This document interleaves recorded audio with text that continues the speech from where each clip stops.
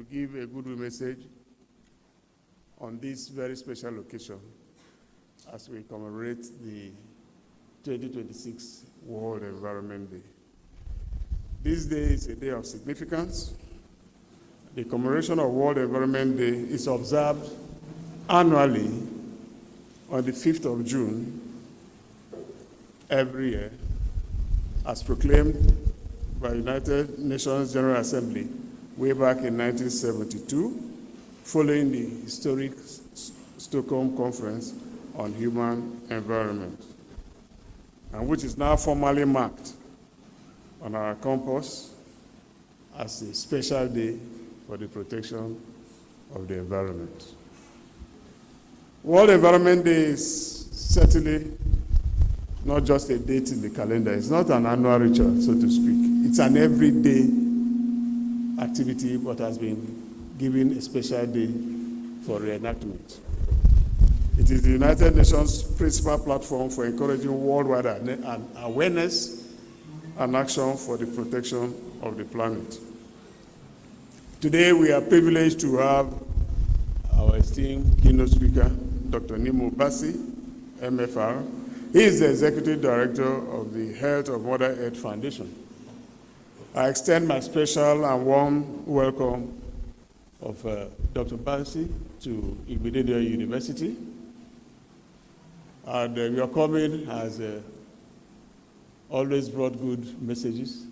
As we were chatting, now I received a message from China, where two of our students were representing us, Africa as a whole, in the Who Are We competition. You have not heard anything. What are you clapping? And it is that they have won the first prize in that competition.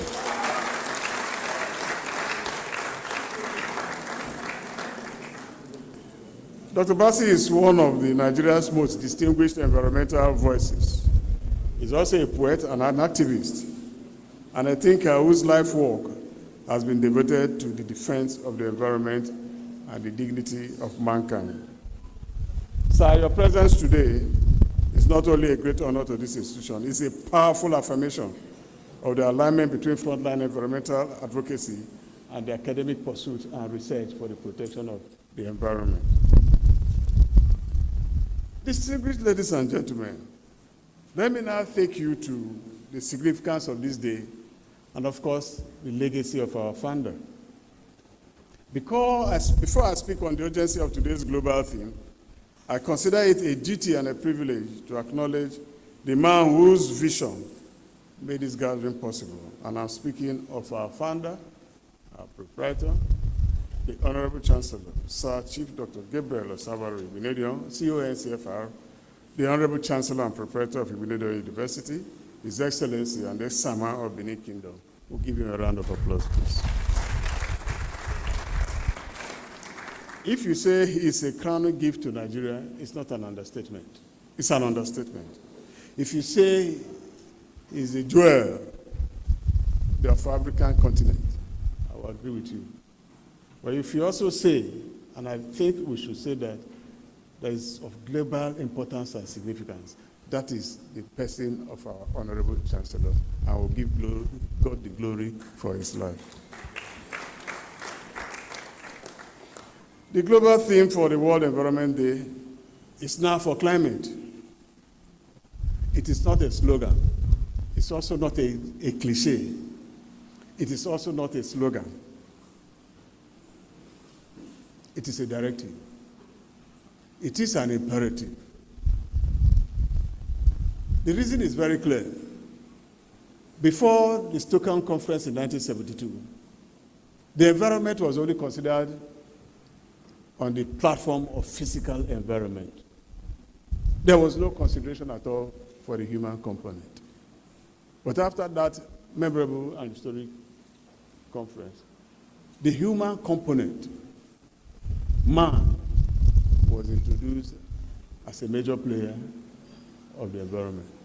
It is not surprising, therefore, that with climate change, the significance and import of man has become very, very paramount. As a matter of fact, climate change today is the defining crisis of health challenges in the 21st century. Simply put, it is the greatest health threat of all times. That is how important it is. There are different indicators to show that this World Environment Day deserves our care. The Earth's temperature is rising. The environment is altered. There are emerging diseases. The epidemiology of diseases have changed. The weather conditions have also changed. None of them are favorable to man. And it's understandable that occasions like this will call for just beyond advocacy, but for action.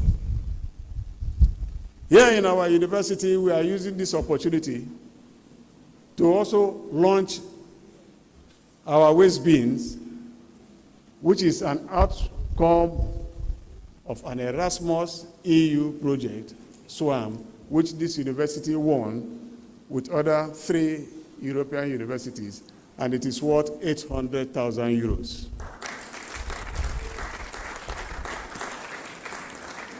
Today we shall be presenting those bins, and beyond that, there are equipments that are coming to this university that are all directed towards plastic recycling and plastic management. As a university, we bear a unique and privileged responsibility in this conversation.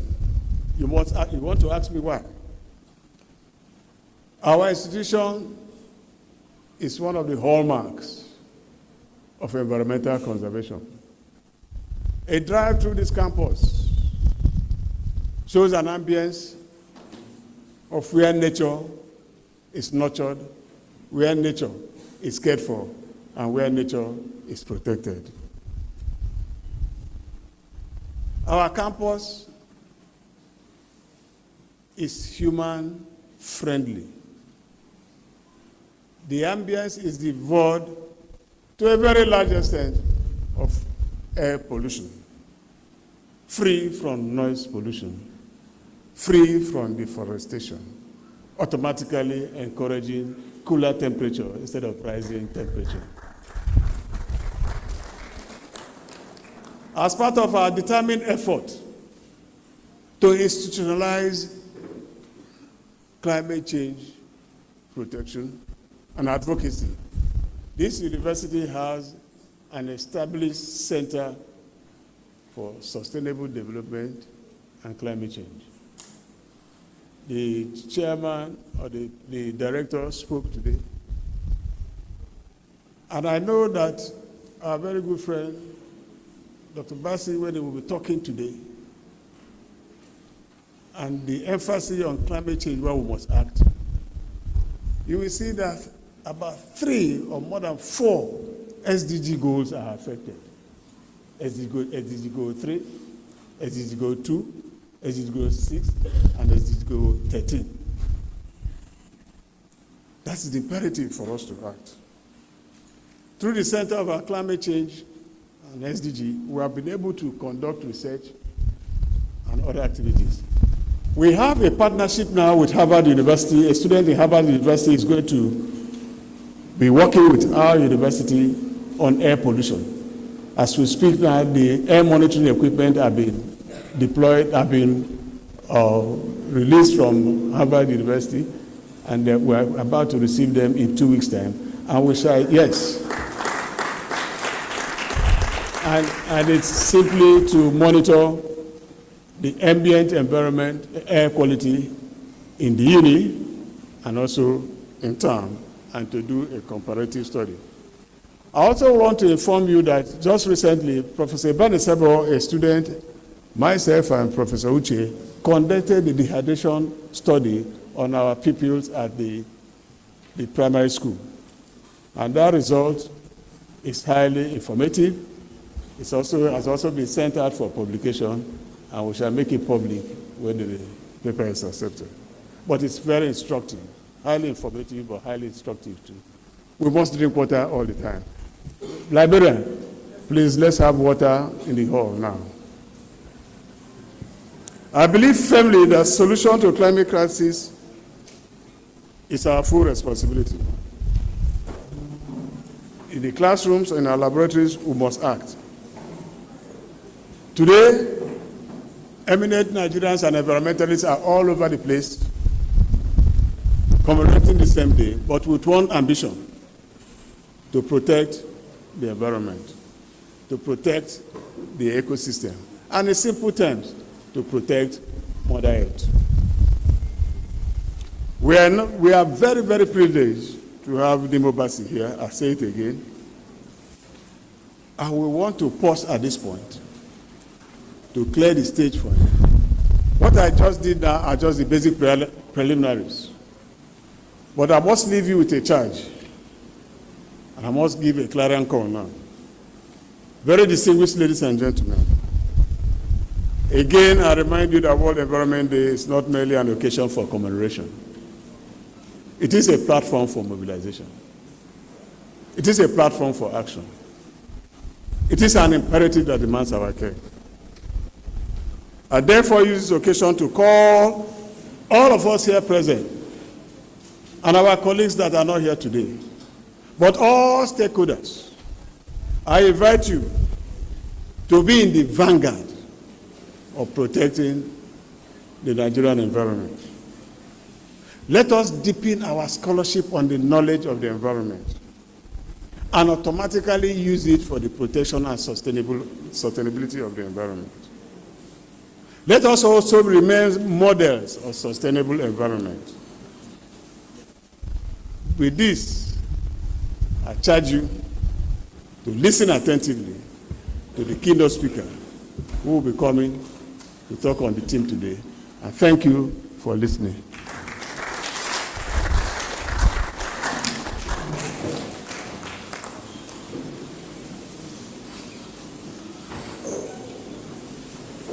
I believe we can do better than that. We can do better than that.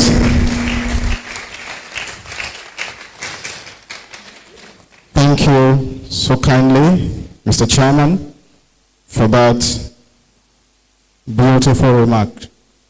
Very quickly, I'd like to invite the Director, Center for Presidential Studies, Professor Joseph Nwanzi, for the citation of the keynote speaker for the day. If your hands are not too busy, please can we give him a round of applause as he makes his way.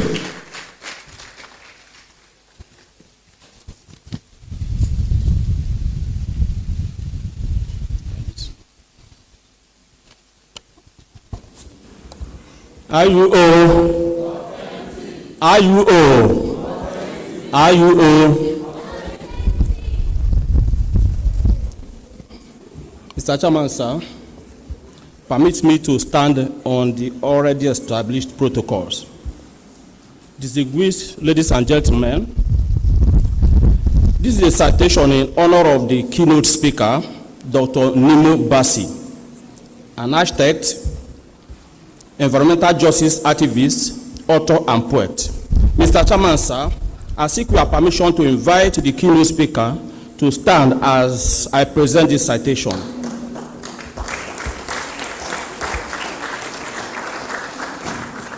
It is my distinct honor and privilege to cite Dr. Nimo Bassey, a renowned environmental justice activist and an advocate, a laureate of the Right Livelihood Award, whose pronouncements have shaped global discourse on ecological depth and the rights of nature. I deliver this citation in honor of Dr. Bassey for his tireless defense of the earth and its people. True to his name, Nimo Bassey, with his double letters, carries a portion of grace reflected in his double impact, both at home and across the globe. Born on 11th June 1958, Nimo Bassey is a Nigerian architect, environmental activist, author and poet of international repute. He is a lion, being an alumni of the University of Nigeria and Nsukka, where he was trained in architecture, a discipline of public trust, confidence, and service to humanity. The courage of a lion and the discipline of an architect. That combination informs Dr. Bassey's decades of courage, stewardship, and resistance to injustice. He practiced for about 10 years and thereafter devoted the greater part of his vocation to defending the planet Earth for the benefit of the entire human race. His record of institutional stewardship in the global environmental movement is unprecedented in the continent of Africa. He is the director of the Health of Mother Earth Foundation, a Nigerian-based ecological think tank committed to advancing environmental justice and socio-ecological alternatives across Africa. He also serves on the steering committee of Oil Watch International, a global network that resists the expansion of fossil fuel extraction in the global south. Dr. Bassey also serves on the executive committee of the Global Alliance for the Rights of Nature, where he connects his Niger Delta work to global movement. From 1993 to 2013, Dr. Bassey served as Executive Director of Environmental Rights Action, ERA, which is Nigeria's foremost environmental advocacy organization, where he championed the rights of communities devastated by oil exploration in the Niger Delta region. He also chaired the Friends of the Earth International from 2008 to 2019, providing moral and strategic leadership to one of the world's largest environmental federations. The accolades conferred upon Dr. Bassey by institutions across the globe stand him out among his contemporaries and a testimony to the magnitude of his contributions. In 2009, for instance, he was named by the United States Time magazine as a hero of the environment due to his sustained efforts on environmental justice in Africa. In 2010, he was a co-recipient of the Right Livelihood Award, widely celebrated as the Alternative Nobel Prize, and now serves on the board of the Right Livelihood Foundation. In 2012, he received the RAFTO Human Rights Award from the RAFTO Foundation in Bergen, Norway, recognizing him as a human rights advocate, even under threat. In 2014, the Federal Republic of Nigeria conferred on Dr. Bassey the national honor of member of the Order of the Federal Republic of Nigeria, a recognition of his long-term extraordinary commitment to environmental justice. The Global Academy has equally recognized the depth of his intellect and the breadth of his influence. In 2019, for instance, Dr. Bassey received an honorary doctorate from the University of York, United Kingdom. And in 2023, he received another honorary doctorate from York University, Canada. In September 2024, he received the prestigious Wally Bag Medal from the University of Michigan, becoming the first Nigerian and the fifth African to receive this celebrated humanitarian honor.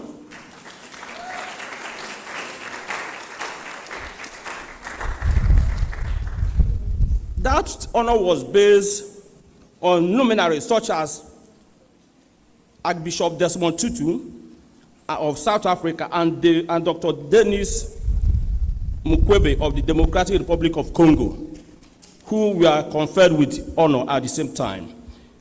Dr. Bassey is a fellow of the Nigeria Institute of Architects and a fellow of the Association of Nigeria Authors. Dr. Bassey is a prolific author whose pen has proven as mighty as his advocacy. His works cut across environment, architecture, and poetry, thereby blending technical precision, ecological advocacy, and literary expressions. Among his most celebrated titles are We Thought It Was Oil, But It Was Blood, published in 2002. I Will Not Dance to Your Tune, published in 2011. To Cook a Continent, Destructive Extraction and Climate Crisis, published in 2012. Oil Politics, Echoes of Ecological War, published in 2016. And the latest edition of his publication is called I See the Invisible, published 2023. These works have shaped the discourse on extractive industries, climate justice, and the human cost of environmental degradation. It is lovely to observe that despite his global influence and recognitions, Dr. Bassi remains deeply connected to his people in the Niger Delta region. He often reminds the whole world that environmental destruction in the Niger Delta affects the entire human race as a burden. It is against this backdrop that he was specially honored in 2010 by the Benin monarch, Obe Erediawa, even though he hails from Akwa Ibom State, all for his contributions to environmental sustainability in the Niger Delta in particular, and Nigeria at large. On this World Environment Day, as we reflect on our collective responsibility to the earth and future generations, Igbinedion University Okada is deeply privileged to welcome Dr. Nimo Mbasi to this platform. We are honored to sit at the feet of a man who has dedicated his life to ensuring that the earth breathes and that her people thrive. Mr. Chairman, sir, with your kind permission, I now invite our keynote speaker to deliver his address.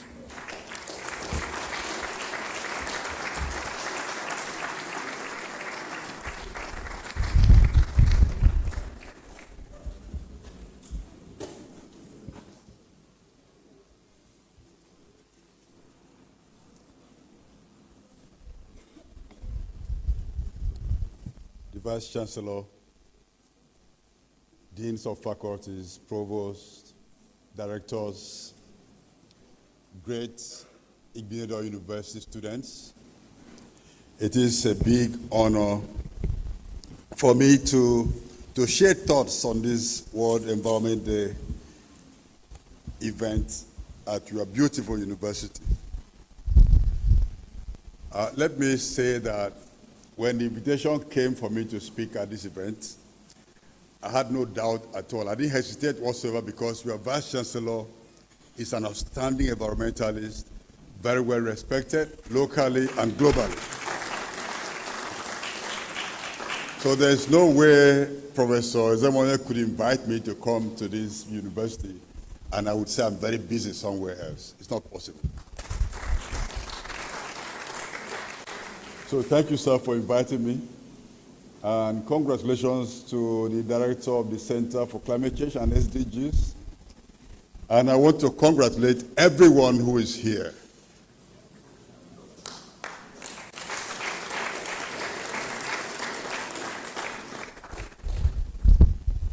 IUO. IUO. I've never heard this kind of call and response. This is beautiful and calculated. In many other universities, when the calls are made, you want to make aluta. But this is sounding so calm and beautiful. I hope you're all aluta. You're all aluta ready? Right. And I want to also congratulate for being such a beautiful campus with so many trees. You know, when you drive in or walk in here, you know you're in a different place.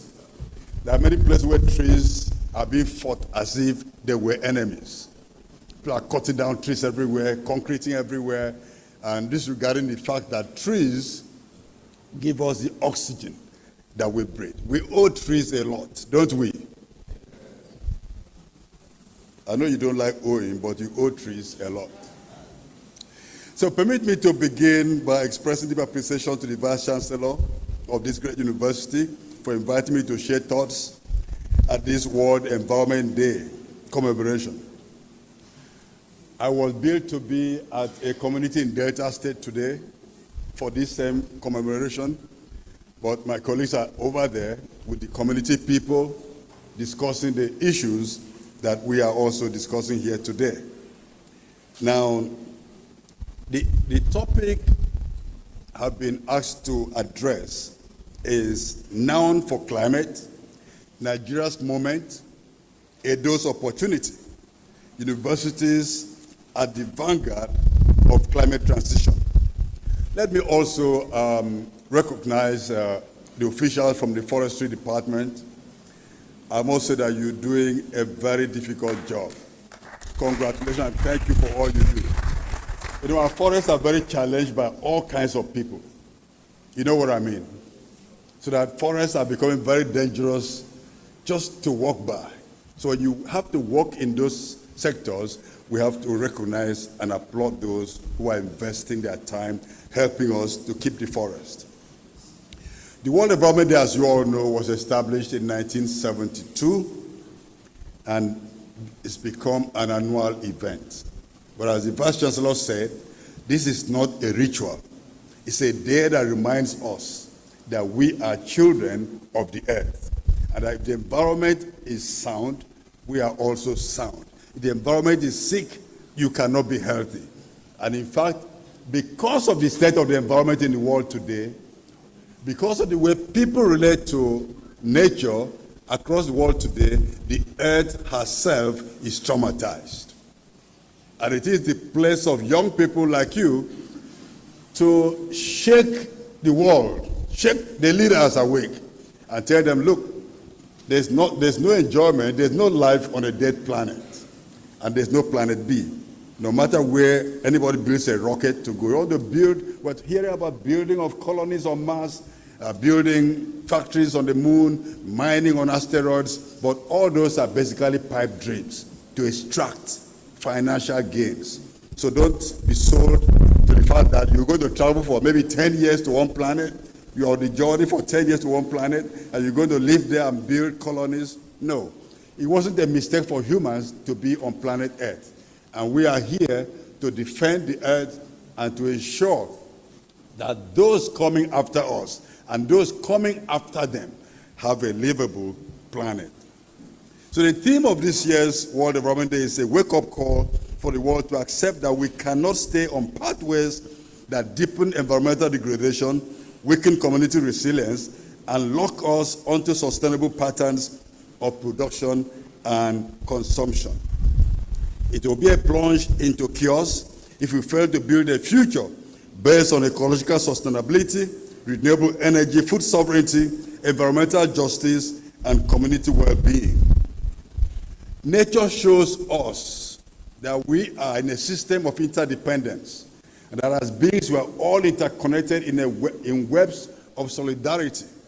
When you break that web, you're breaking the capacity or the possibility of having well-being and enjoying our life on this planet. So our call today is that we must learn from nature, defer to Mother Earth, end destructive extractivism, consume less, end mindless wastages, and then promote a rapid shift from dependence on fossil fuels as a key way of averting the climate crisis. And let me jump to something I could have waited to say later. We have to stop gas flaring and stop pollution and stop burning our communities. As we speak now, some of our communities are on fire. When I say on fire, I'm not talking about the whole community going up in flames, but we're having horrible infernos ongoing. In a place called Awoye in Ondo State, there's a oil well blowout that has been burning for 6 solid years. Non-stop. That fire can be stopped in a matter of weeks, but it's been burning for 6 solid years. It shows the level of carelessness, lack of care for environment and for our poor people who depend on environment, on Mother Earth resources to survive on a daily basis. Another fire has been burning in a community in Okrika, River State, for 2 years. It burned on the river for 2 years, non-stop. Now, when you see things of that nature, when you see this kind of reckless things happening and nothing is being done to stop them, then you have to really say, well, if you're going to have a future, you must stand to defend the environment. Can you say with me, I will defend the environment? It's the only way to secure yourself, your presence here. You can't go to the moon. We are here on the earth, on planet Earth. Now, the earth is engulfed in a polycrisis. There are many ways to describe the multiple crises we have, but I think the most common term today is the polycrisis, which means multiple crises. But when you look at all these crises, whether they are social, environmental, economic, political, you can trace them all to climate change.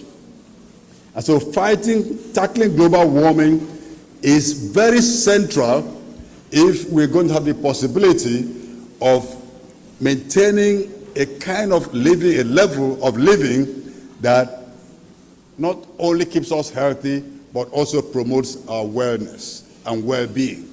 Wellness and well-being are key things that we must fight for.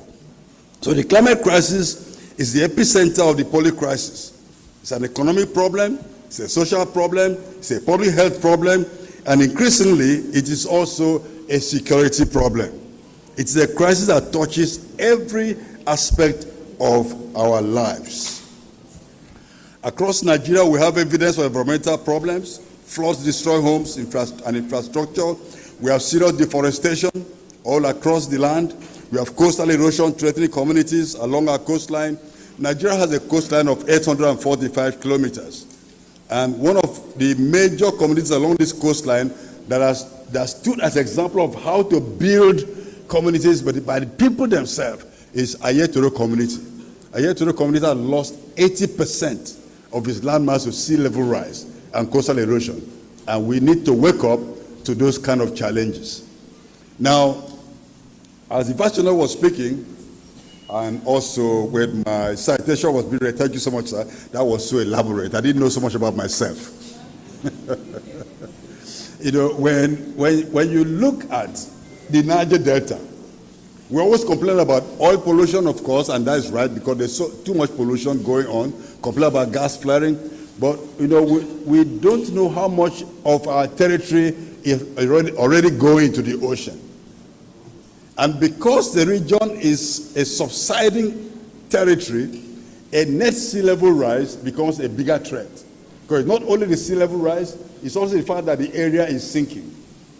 And scientists have said that if you have a net sea level rise of 1 meter, up to 80 kilometers from the shoreline, from the Atlantic, will go underwater. That's a big threat for all the cities we have along the coast. They will all go under. Lagos, maybe the only place that will stand in Lagos will be Eko Atlantic, which itself is the epitome of climate denial. All right, I'll move forward. I believe you're all aware that every year the world leaders meet to discuss and debate on how to tackle global warming under United Nations Framework Convention on Climate Change.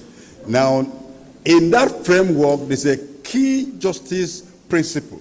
It's called common but differentiated responsibilities and differing capacities. Common but differentiated responsibilities, CBDR. Now, why that principle is essential is the fact that climate change is, the causes are known, and regions that contribute most are not the ones who suffer the most impacts. Africa contributes 2 to 3% of the global historical greenhouse emissions in the atmosphere, but Africa is being battered by climate change impacts. So that principle of justice in the United Nations Framework Convention on Climate Change requires that those who have done the most to create the problem should also do the most to solve the problem. Doesn't that sound right?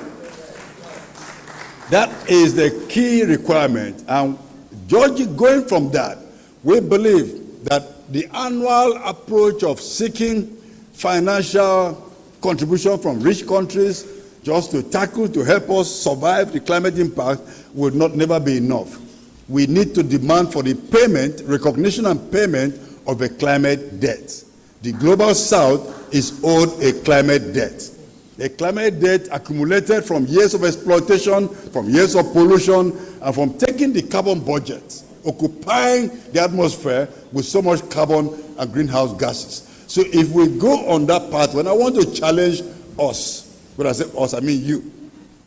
When I want to challenge you young people, students and academics, to begin to research more about how to push the world to accept that support for climate change cannot be considered as charity. It's not charity. It's something that needs to be done and to be done urgently. Now, going back to, sometimes when we talk about climate change, we always talk about carbon in the atmosphere, right? We are counting how many carbons per million parts at the atmosphere, and we say, well, it's getting too high. And so we begin to look for how to reduce the carbon, either through trees, which is very good. You are doing a lot here in the Igbinedion University, absorbing a lot of carbon, helping Nigeria to get cooler, and by extension helping the world, because we have a shared atmosphere. But the other thing that is ignored is that climate change has two ends of the pipe, two ends of a pipe. If this were to be a pipeline, here is where the carbon is being burnt, releasing carbon into the atmosphere, and this end is the end where carbon is extracted from the ground. And so the area where carbon is extracted is also the communities where there's a lot of pollution. A lot of pollution from oil spills, from produced water, from waste disposal that are just done haphazardly. Now, so when we talk about climate change, for us in Africa, in Nigeria, when we talk about climate change, we must emphasize the two ends of the pipeline. I've heard people say Africa has a right to develop using fossil fuels, whether the West likes it or not. Very beautiful slogan, very beautiful political statement, extremely beautiful. But we cannot follow that pathway if we are not even utilizing the resources for our own development. If you look at the infrastructure map of Africa, almost all the railway lines, the highways, the seaports, they're all designed for export of materials from Africa. Am I right? What are the export terminals for? For export, right? Are they not for export? So Uganda is extracting oil from Lake Albert and they're exporting, taking it to a seaport. Uganda is a landlocked area. They're piping the oil to Tanga in Tanzania for export. Everywhere. You go to Mozambique, go to Senegal, where oil is extracted in Salum Delta, go to Cabo Delgado in Mozambique, go to Okavango in Namibia, the Niger Delta in Nigeria. Everything is aimed for export because we want petrodollars and everything that comes with it. And we get ourselves immersed in so many other complications. And I think I'm diverting myself from what I really want to say. So when I talk about oil, my blood boils. But you know, I wanted to emphasize that the fact that our environment is so damaged is not a hidden thing. It's very well known. From 1991 to 1997, Shell commissioned a Niger Delta survey, one of the biggest environmental survey ever commissioned by a commercial enterprise or by even the public, by government in Nigeria. But the report of that NDS has never been issued. Why?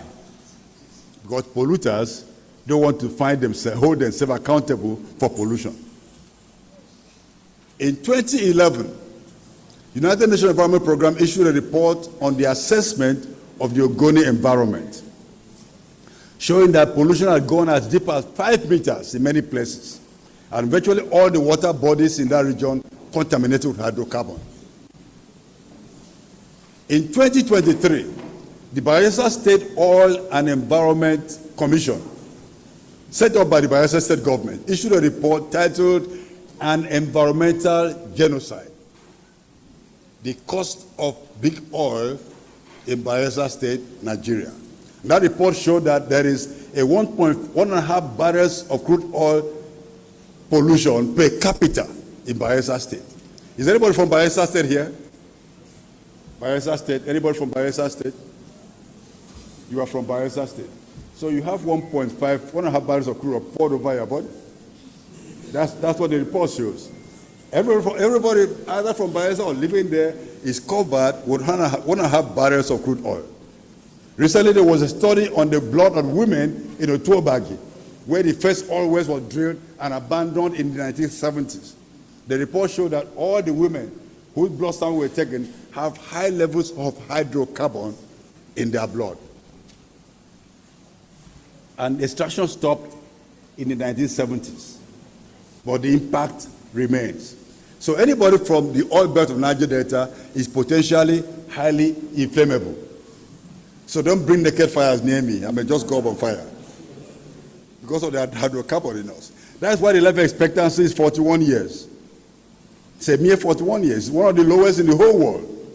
For Nigeria, life expectancy for women is 56 years, which is very low. For men, it's 53 years. But in the Delta, by the impact of oil spill, impact of climate change, and all the negative impacts, 41 years. That is abysmal and very shameful. This is why we need to fight for a rapid, just transition. And to have a transition from dirty energy to clean energy is something that we must always say there should be a justice basis for it. In other words, if you stop using diesel and petrol, but use solar power or wind power, which is produced under the same principles and strategies that created the other problem, then you've not really solved any problem. For example, right now, lithium and other critical minerals are being extracted with little or no regulation in Nigeria and in many parts of Africa. In Congo, DRC, in DR Congo, over 6 million people have been displaced, forcefully displaced from their communities because of extraction of so-called critical mineral. So you go for clean energy. If the clean energy is killing our people, if the environment is being destroyed to get those resources, then there's nothing clean about it. Are we together? Are we together? Clean energy built, constructed on the blood of the poor is not clean. Just the same as dirty fossil fuel-based energy. So what am I saying? We have to fight for justice. If you are transiting, let it be on the basis of going to extract those minerals, extract them in a way that does not destroy the very basis of life of communities and individuals. Do you agree with me? Yes. Do you agree with me? Yes. So the just transition requires for us to ask important questions. Energy for whom? Development for whom? Who benefits and who bears the cost? These are not technical questions. They are questions of justice, democracy, and accountability. Now let's come to Edo State. Edo State is very, I think the VC and the Department of the Center for Climate Change really fix this topic in a way that we have to root our conversation about what affects us directly. Now, Edo State possesses a lot of very rich in forests, fertile lands, important biodiversity, endemic species, and communities with deep environmental knowledge. And for universities, and I'm jumping ahead of my presentation because I want to round up as quickly as possible. For universities, the knowledge we generate here must not ignore the knowledge of our community, in our communities. Because you have knowledge of sustainability and all the things that can keep our environment embedded in the knowledge systems of our communities. Now, our state also has a history of plantations, especially of rubber and oil plantation. Am I right? Oil and rubber plantation. Now, the footprints of those plantations also match the footprints of colonial forest conversions and land use conversions, which also dislocated food production for the local communities. And so we have to balance. Forests, we need our forests. Edo State, according to reports, has up to 49 forest reserves. I mean, I was shocked when I read that. 49 forest reserves, but only about 4 are still viable. The one at the Kumu is number 1, very viable forest reserve. The one at, you have another one at Sakoba, you have in Eho area, then you have at Gele Gele. Most of the other ones are extremely fragmented. But when you look at the map of the forest reserves and forests and maps of colonial extraction, sometimes there's an overlay. They're overlay, and that's a lecture for another day. I don't want to bore you with that conversation.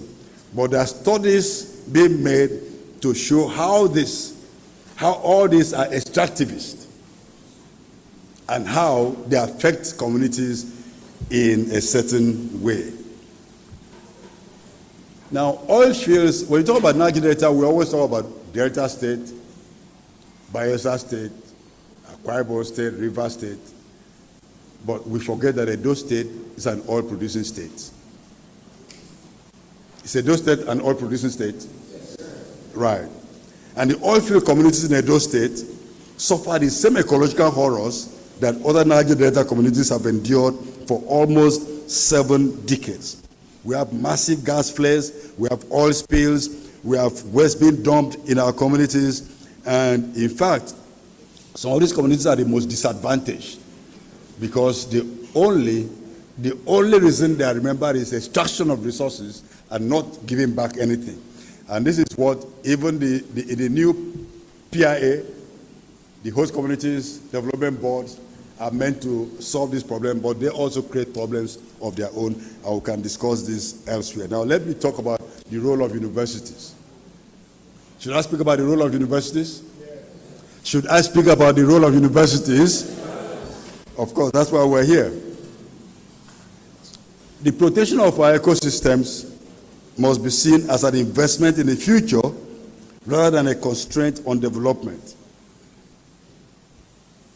Climate literacy can no longer be confined to environmental science departments.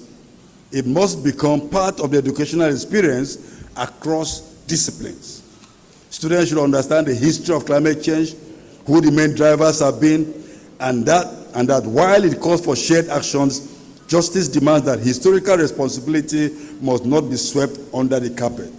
Every graduate should understand the environmental dimension of their profession and the responsibilities that come with it. Every citizen should be alert to the fact of global geopolitical imbalances and how this retard climate change negotiations even as the crisis intensifies.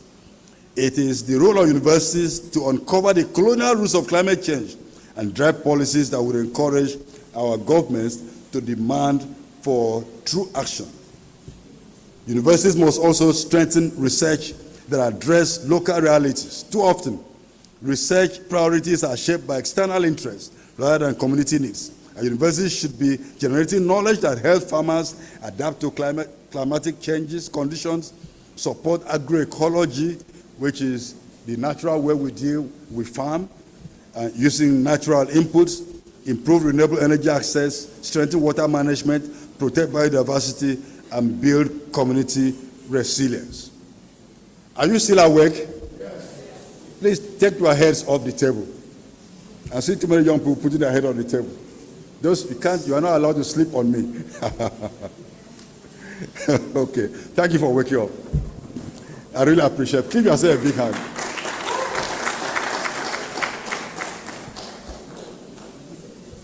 Universities should serve as bridges between scientific knowledge and local experience. This calls for continuous and genuine engagement with communities. As I said earlier, communities possess valuable indigenous knowledge accumulated over generations. Effective climate action requires dialogue between this knowledge system rather than the dominance of one over the other. The needed just transition will succeed only if it is rooted in the realities of the people most affected by environmental change. Nigeria's climate moment is therefore also a moment for Nigerian universities, foremost among them Igbinedion University, Okada. The transition ahead requires more than new technologies. It requires new ways of thinking about development, prosperity, and our relationship with nature. In this regard, Nigerian universities should promote environmentalism directed on the ethical pillars of our own society, including the clear understanding of the interconnectedness of beings in the webs of life, and a clear definition of African concepts of Ubuntu, Etuwem, and Harambee, among others. I'm sure you've heard of Ubuntu. You've heard of Ubuntu, right? Ubuntu is the philosophy, African philosophy that says our humanity is all interconnected. You are human because I'm human. You are you because I'm me. Then Etuwem is a word in Efik Anang and Ibibio language meaning the good life. It has equivalents in Latin America with the word buen vivre.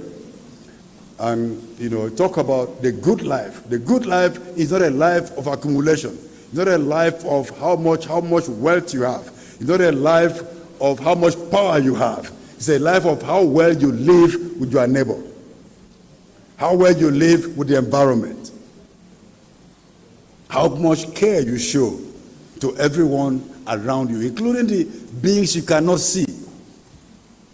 From our organization, our vision is to build a world where every being lives in harmony, including the earthworms and millipedes, and mosquitoes and snakes, and rats. When you take any of these out of the chain, the webs of life, there are adverse effects.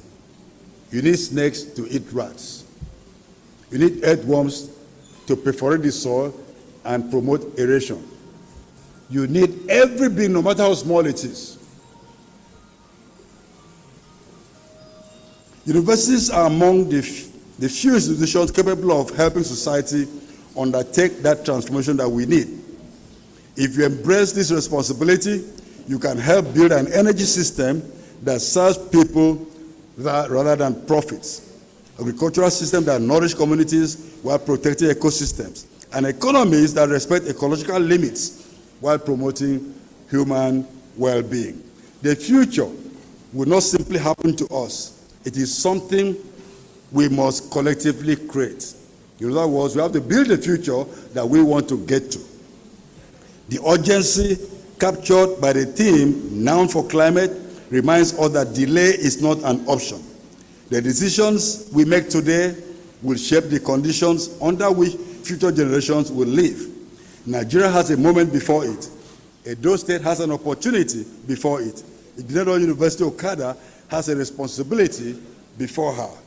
The question is whether we will act with courage, wisdom, and commitment at this moment, that this moment demands. The question is whether we will act with courage, wisdom, and commitment that this moment demands. I believe that we can. And I want to thank the Vice Chancellor and everyone here present for your attention.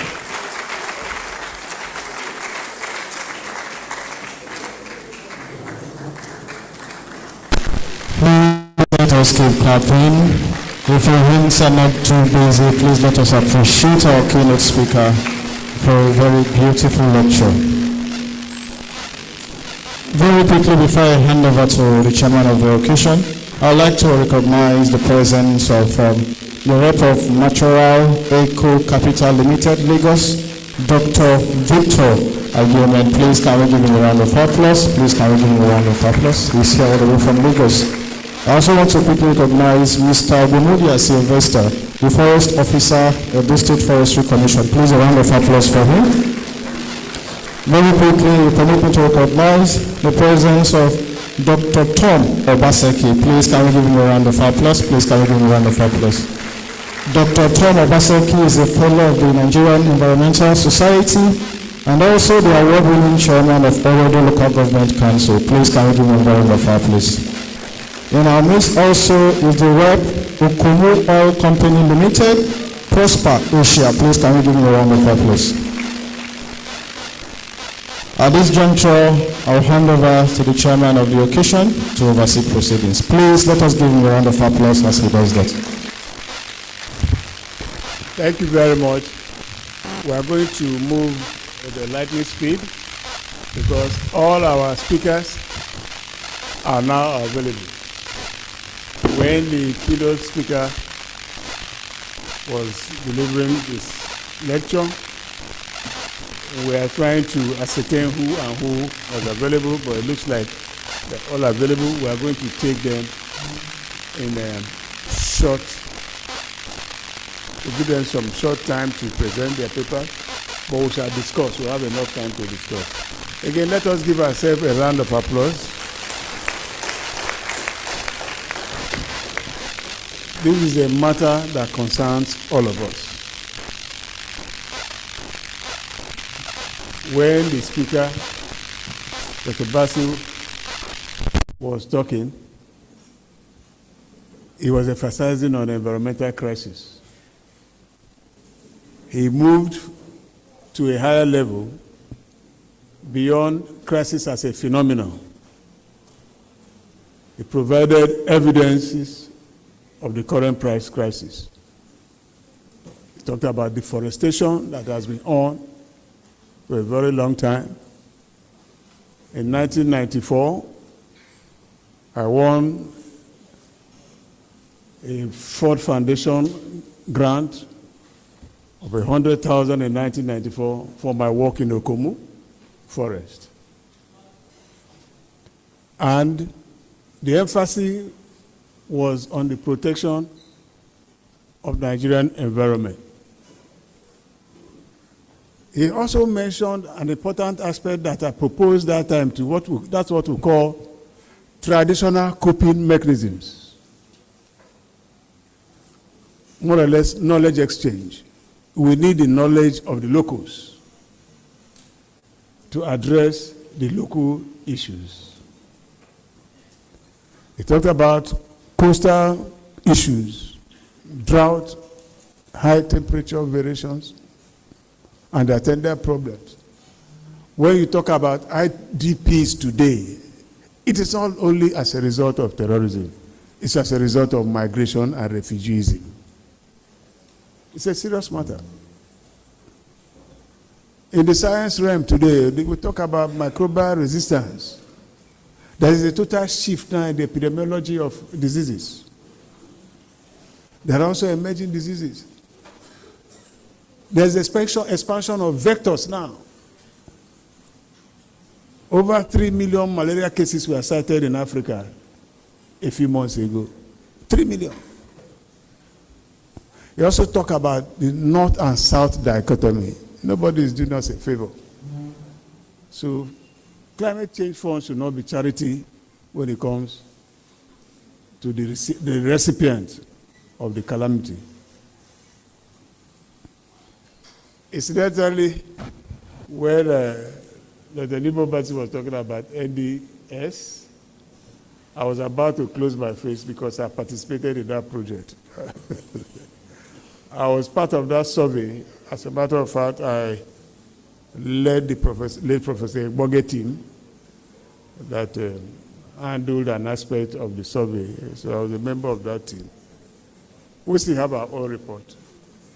But like he said, the official report is in abeyance, but it does not remove the fact that that report still exists and the consequences were documented.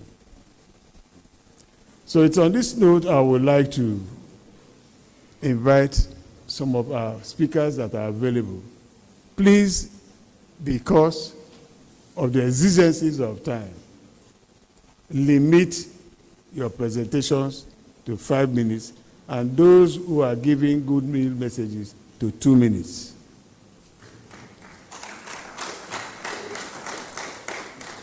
So as the chairman of today's occasion and the moderator, I'm ready to do off the mic. So when you exceed your time, I will just signal Israel there. I will just off the mic. But we will not get to that level.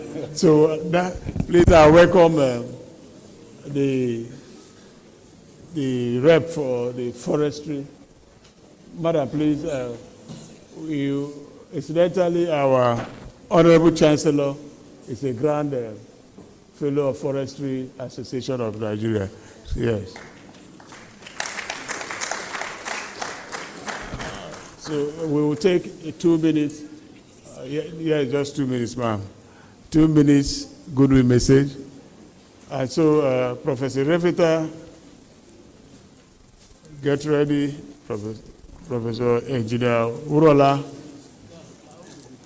get ready. I hear Dr. Igbinedion, who is currently in the US, is online too. We will take his commentary. Yes, please. Your time starts now. Oh, thank you so much, my professor. So I'll try to make it very, very brief and very fast. The Vice Chancellor, the Deputy Vice Chancellor, representative of the Edo State Government, captains of industries, members of the academic community, members of the press, students, and distinguished ladies and gentlemen. Good morning, good afternoon now. My name is Mrs. Joan Akere Omosigo, the Area Forest Officer of the Northeast Local Government Area. It is both an honor and a privilege to stand before you today on behalf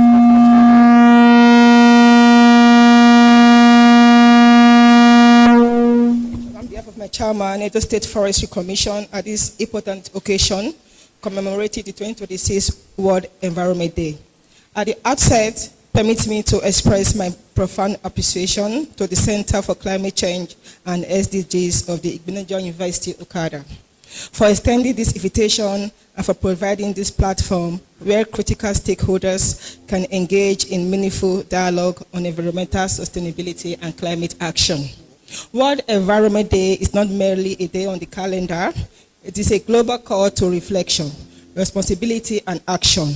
It reminds us that the environment is the foundation upon which our economies, societies, and future generations depend. The quality of our air, water, forest, biodiversity, ecosystem ultimately determines the quality of life we enjoy today and the legacy we leave behind tomorrow. This year's theme, Act Now for Climate, Forest Community, and Sustainable Edo, is particularly relevant. This message is simple but urgent. The time for climate action is now. Climate change is no longer a distant threat or a future concern. Its impacts are already being felt across the world and within our local communities. Rising temperatures, unpredictable rainfall patterns, flooding, drought, land degradation, loss of biodiversity, and declining forest covers are realities that demand immediate and coordinated action. For us in Edo State, the importance of environmental stewardship cannot be overstated. Our forests are among our most valuable natural assets. They serve as carbon sink, regulate water patterns, protect watershed, provide biodiversity, support livelihood, and contribute significantly to economic development. Yet, these invaluable resources continue to face threats from illegal logging, unsustainable land use practice, bush burning, encroachment, and the growing pressures associated with population growth and urban expansion. The Edo State Forestry Commission remains steadfast in its commitment to protecting, conserving, and sustainably managing our forest resources. We recognize that safeguarding our forests is not merely an environmental obligation, it is an investment in the social and economic being of our people. Over the years, the Commission has continued to support initiatives aimed at forest conservation, afforestation, reforestation, biodiversity, protection, community engagement, and environmental education. We have worked closely with government agencies, local communities, development partners, and private sector stakeholders to strengthen sustainable forest management practices and ensure that our natural resources continue to serve both present and the future generations. However, government institutions alone cannot achieve these goals. Environmental sustainability is a shared responsibility. It requires the active participation of individuals, family, educational institutions, religious organizations, business community leaders, and civil society groups. Today, I wish to particularly commend institutions such as Igbinedion University for their dedication to research, innovation, education, and advocacy on climate change and sustainable development. Universities play a critical role in generating the knowledge, solutions, and leadership required to address environmental challenges. Through research and community engagement, academic institutions help bridge the gap between science, policy, and action. I also commend the Edo State Ministry of Environment and Sustainability, Natural Eco Capital Limited, 7up Botley Company, and all partners organizations involved in this event. Your commitment demonstrates that effective climate action is best achieved through collaboration and partnership. Distinguished ladies and gentlemen, climate action must begin with practical steps. We must promote tree planting and forest restoration. We must discourage indiscriminate felling of tree and unsustainable exploitation of natural resources. We must embrace cleaner energy sources where possible, improve waste management practices, reduce environmental pollution, and strengthen environmental awareness among our youth. Most importantly, we must empower our community to become custodians of our environment. Sustainable development cannot be achieved without the active involvement of the people who depend directly on natural resources for their livelihoods. When communities are engaged, informed, and supported, environmental protection becomes more effective and enduring. As we gather here today, let us remember that every action counts. Every tree planted contributes to carbon sequestration. Every act of conservation protects biodiversity. Every effort to reduce pollution improves public health. Every decision that promotes sustainability strengthens our collective future. The choice we make today will determine the world we leave for our children and grandchildren. Let us therefore choose responsibility over neglect, sustainability over exploitation, and action over complacency. On behalf of the chairman and management of the Edo State Forestry Commission, I reaffirm our commitment to working with all stakeholders to promote sustainable forest management, climate resilience, environmental protection, and great development across Edo State. As we commemorate the World Environment Day 2026, let us move beyond discussions and commitment to meaningful action. Let us become ambassadors of environmental sustainability in our homes, schools, workplace, and communities. Together, we can build a greener Edo State, a healthier Nigeria, and a more sustainable world. Once again, I thank the organization for this honor and wish all participants a fruitful and impactful celebration. Happy World Environment Day. Thank you. Fantastic, fantastic. In quick succession, we shall invite the Congos for their goodwill message. 2 minutes, please. You want to speak from there, or you want to come on? Okay, let's go.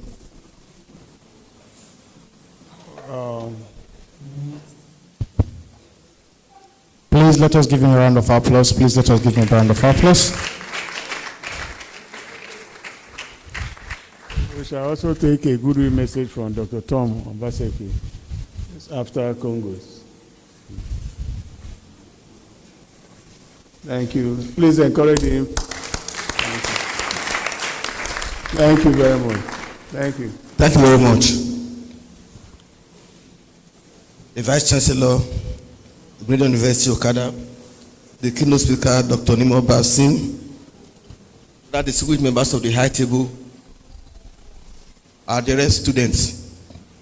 On behalf of the Conference of Non-Governmental Organization, Congos, Yes. I send warm greetings to staff, students, and development partners of Igbinedion University, environmental advocates, civil society organization, government agency, and stakeholders as we commemorate the World Environment Day.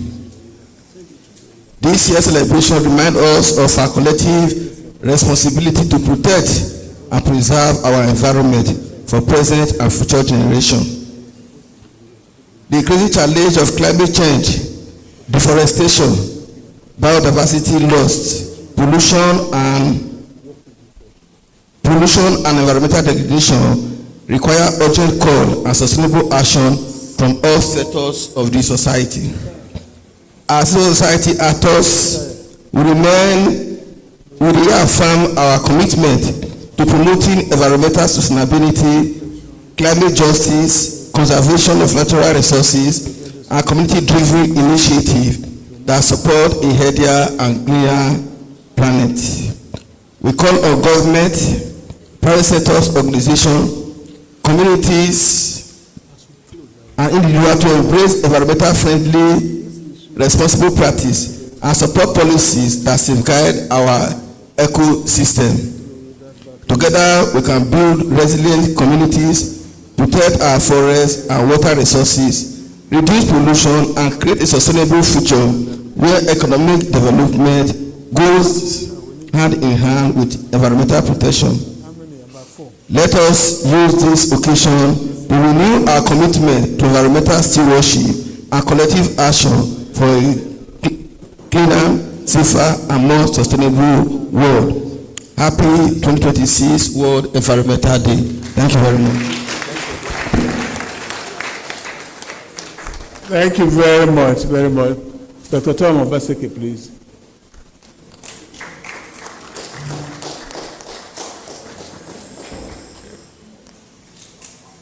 He's also a multi-grant award winner on environmental issues. Yeah.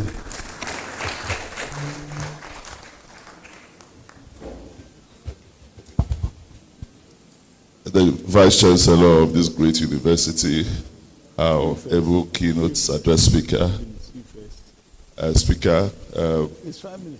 distinguished members of the high table, students, colleagues, faculty, ladies and gentlemen.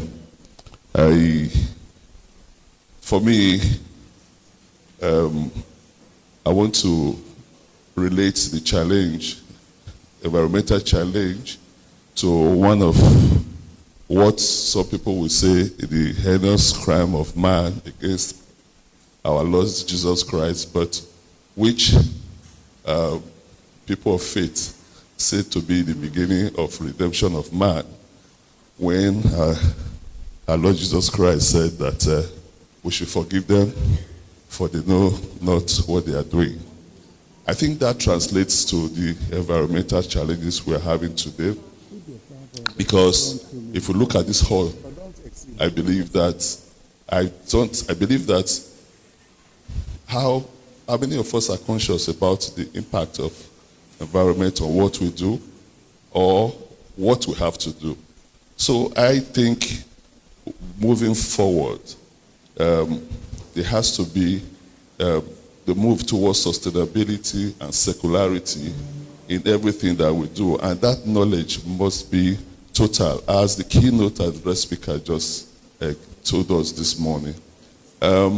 As the head of the Flood Erosion Agency some time ago in Edo State, it was an irony that when you see a heap of sand on the road or in the side drain, but the response of the majority of the people within the environment there was, let us remove this sand.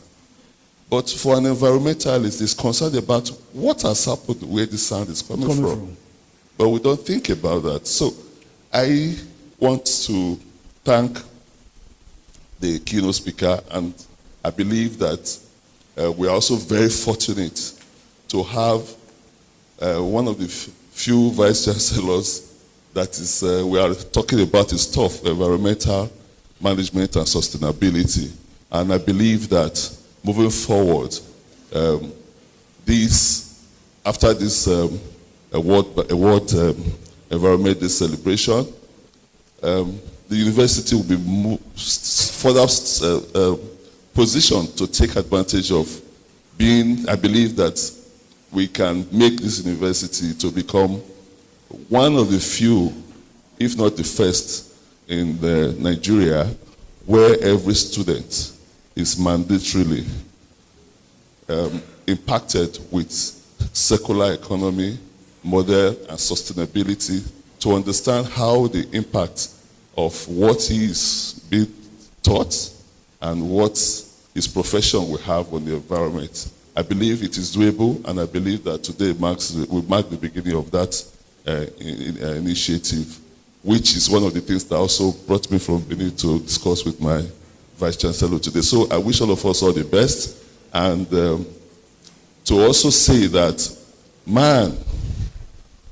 the most developmental challenge of man, like I always say, is not infrastructure, it's environment, because the environmental challenges will define and shape the infrastructural requirements of man. Thank you very much.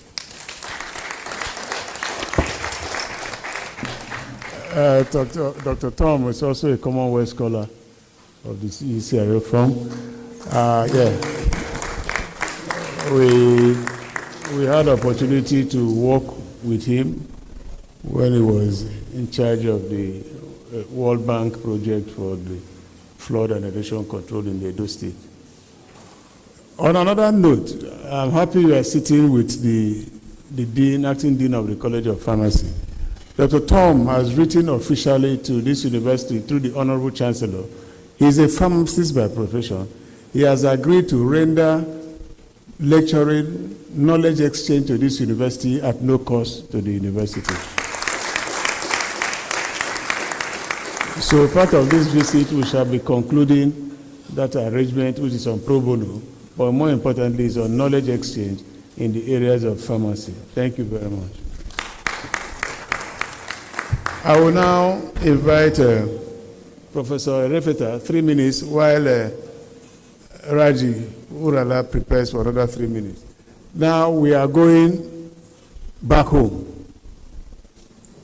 because Dr. Nimo Basi challenged us that here in the higher institution we are supposed to be tinkering with knowledge and providing opportunity for knowledge exchange. So these are our contributions to this discourse today, this conversation today. Professor Refeta, 3 minutes, you use your slide. Dr. Urola Raji is also an engineer that is in air pollution. He's going to give us her own insight. We shall take Eco Capital representative of Igbinedion. Dr. Victor is also here, and we'll begin to round up. Thank you very much.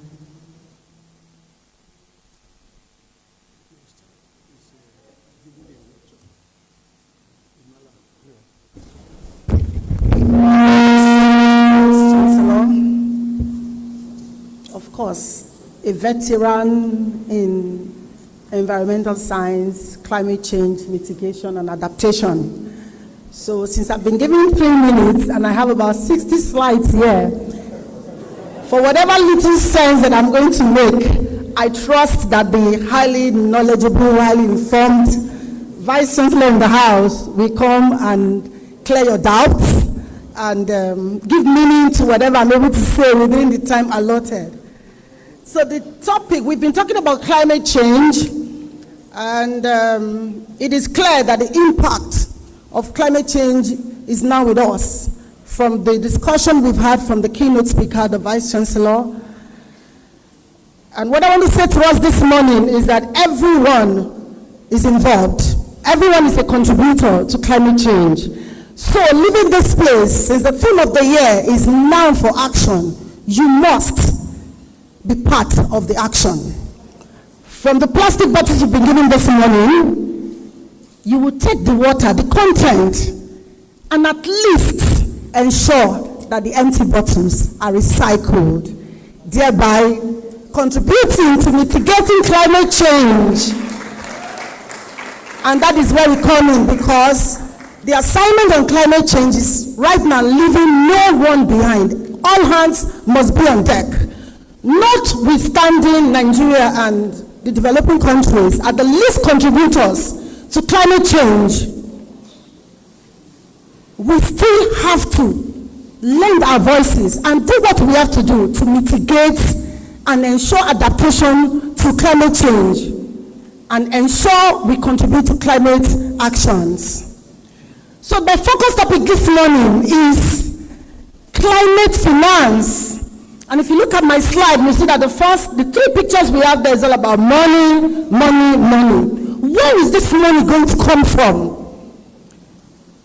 For the sake of climate justice, we insist that the major contributors to climate change, those that have benefited from intense carbon industries and organizations, should be the major contributors to financing climate change and climate action. So my focus topic is climate finance, and the second slide is the overview of what I intended to present to all of us, but I'm just going to run through it. Maybe I should just mention the overview and run through the slides, and I will try to work within the time that has been allotted. So I intended to actually look at the definition, the scope, and the global flows of this climate finance that has been put together through the United Nations, global agreements done in several conventions, the COPs, to ensure climate actions. We're supposed to look at the climate financing as a catalyst for SDG achievement. We're supposed to look at mitigation, adaptation, and loss and damage caused by climate change and how we can contribute to climate actions using the climate finance that is released. We're supposed to look at public, private, and innovative financing, how the monies are actually put together to contribute to climate actions. Then countries' commitments, and we also decided that we're going to look at opportunities in climate financing research for Nigerian universities. And finally, we look at the opportunities for Igbinedion University specifically. In simple terms, climate change is what you and I do to contribute to global warming, to unnecessarily increase the temperatures permanently and cause damage to our environment by increasing the release of free greenhouse gas that actually deplete ozone and cause us all the impacts that have been discussed at this meeting. Climate financing refers to local, national, regional, and international financial resources mobilized for public, private, bilateral, multilateral, alternative sources to support actions addressing climate change and its associated impacts. So that's what climate financing is all about. And the focus for climate financing for these monies that have been put together, the major contributors to climate financing is Germany. It used to be United States, but now it's Germany. Then we have the European countries. We have Japan. Then we have UK. And right now, Igbinedion University is also a benefactor from one of the European grants on plastic management, the EU Erasmus grant that is on plastic waste management. So this finance is for mitigation, reduction in greenhouse gas, and it's also for enhancing resilience and adaptive capacity to actual anticipated climate-related risk. The third focus for climate finance is for sustainable development and loss and damage caused by climate change. Here we are looking at the climate finance gas, no gap, notwithstanding a lot of monies are put together, and right now annually we are running on a $1.46 trillion. Sorry, I thought he was bringing the closing paper to me. But we still have a gap. We're supposed to be looking at a total budget of $6.8 trillion. You can imagine the gap. So, climate finance is evolving. We went from climate finance 1.0 to climate finance 2.0. Then right now we are on the final stage that is all encompassing. The 1.0 climate finance was treated as if the developing countries that needed these monies were giving the monies as if it was charity, just like somebody talked about. But it evolved to climate 2.0, where we looked at climate justice, that it is actually the rights of the developing countries to have these monies invested for climate actions because they are the least contributors. Imagine the vast forest reserve and the amount of oxygen that is released to cushion the effect of climate change, to cushion the effect of greenhouse gas. So definitely the developing countries are the least contributors to climate action, and the OECD countries are the major contributors to climate financing when it comes to climate 2.0. And it evolved to climate finance 3.0. And that is where we are now. That is focused on, aside from focusing on global organizations, it's also looking at how private organizations can bring in credits to finance climate actions to ensure climate mitigation, climate adaptation, and the loss and damage caused by climate change.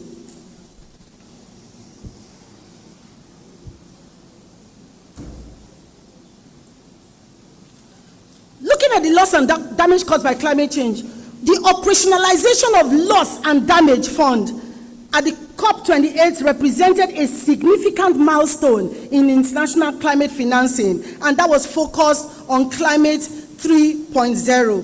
So, looking at the way the climate finance has evolved, we started from early environmental era, where foundations were built on conservation and aid.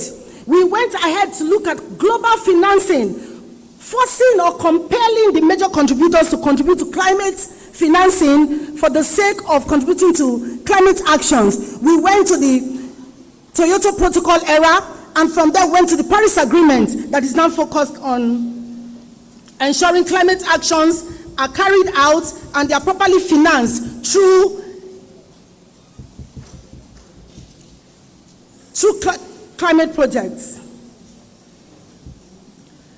Because of my time, I'm going to quickly run to how Nigerian universities can actually leverage on climate finance to contribute to climate actions and mitigate climate change.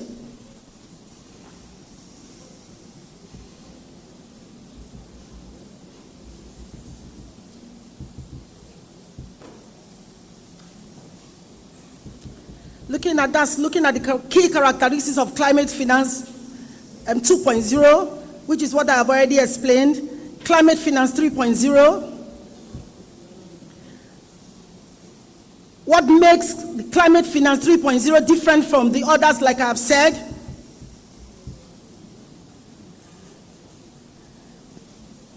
The most unique aspect of the climate 3.0 is its ability to actually mobilize a total or minimum of about $2.4 trillion to contribute to climate actions.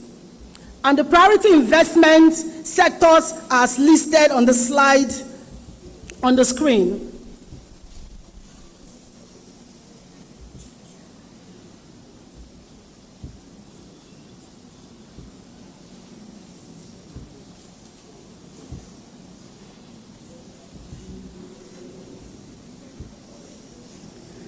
This slide on the screen is actually a full picture of climate finance 3.0 at a glance and its focus. The focus, number one, is to mobilize trillions of about 2.4 trillion annually by 2030 to achieve the SDGs. And you know, of course, that climate change is SDG 13, and mitigating issues surrounding climate change contributes to minimum 4 SDGs. Number two is the private sector leadership, ensuring that there's private-public partnership in contributing to climate financing. Number three is the outcome-based financing that is based on performance-linked instruments, meaning you must come up with empirical data based on your contribution for you to be able to attract this climate finance.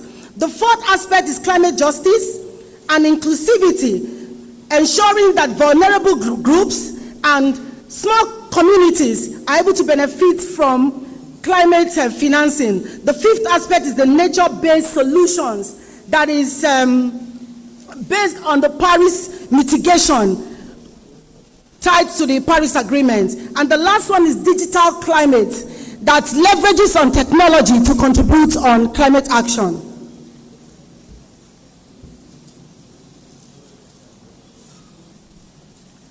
Climate Finance 3.0 and universities. Universities are increasingly recognized as critical actors in Climate Finance 3.0 because they possess a unique capacity to deliver on research, innovation, capacity development, policy engagement, and project development. And that is why, as educators, we must align our research to be solution-oriented, solution-based, and be able to solve problems that borders on climate change so that we can, as educators and researchers, actually attract this climate finance. I already talked about this one, about Germany being the major contributor to climate finance, followed by European, Japan, France, and Canada.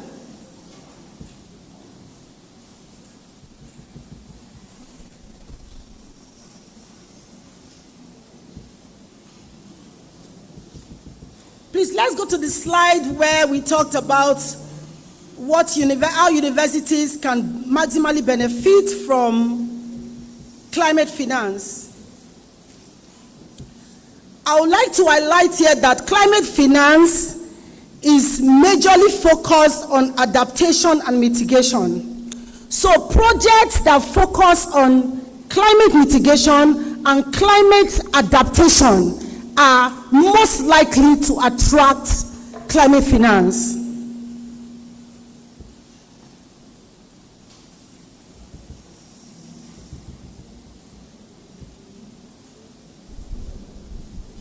Yeah, mostly. You can conclude now.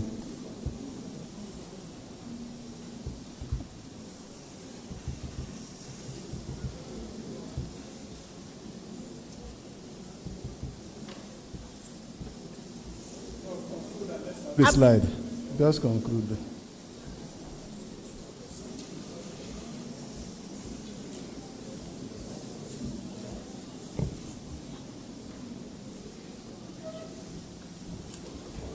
Please permit me to just focus on what IUO, what Igbinedion University needs to do to benefit from climate finance. I'm unable to see the slide from here.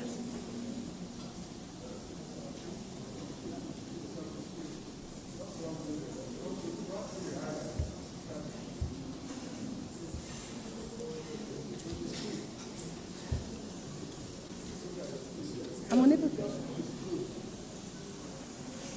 Okay, when it comes to opportunities for Igbinedion University and how we can leverage on climate finance, I think the first thing we have to do is to create climate that could attract.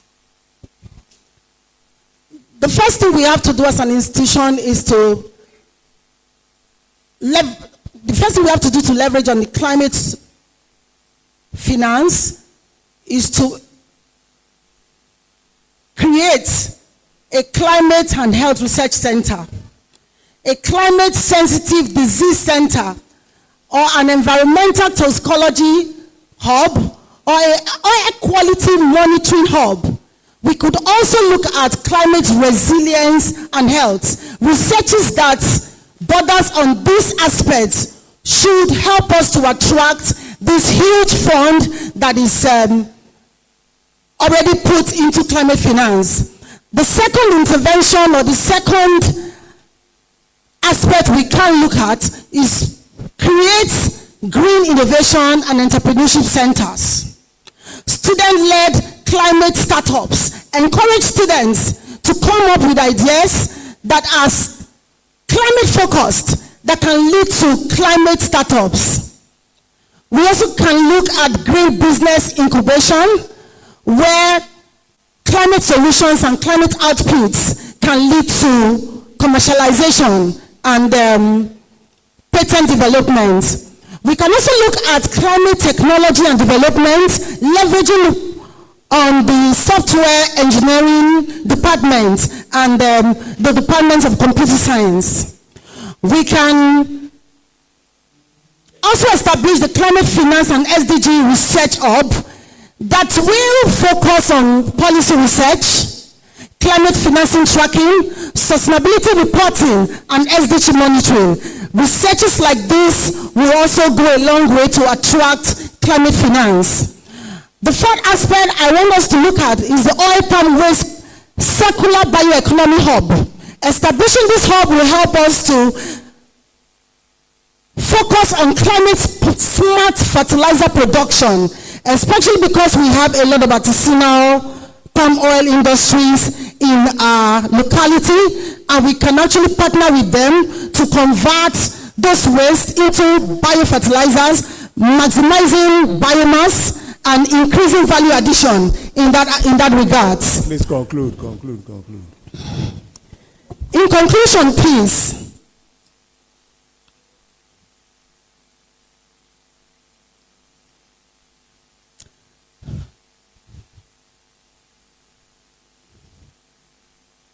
The shift from project level to systemic financing represents a fundamental evolution in climate finance architecture. Equitable access, climate justice, and support for the most vulnerable must be embedded in all climate finance mechanisms. Climate financing represents a significant opportunity for Nigerian universities to move beyond traditional academic research and become active players in sustainable development, innovation, policy influence, and resource mobilization.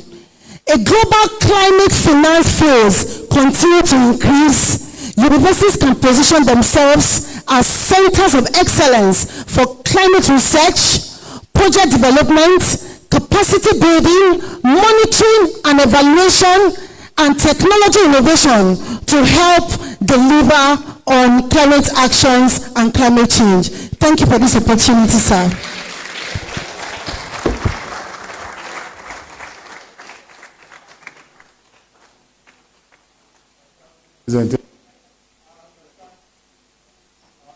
The difficulties, having prepared on short notice several slides on this matter, but we have not lost the main gist.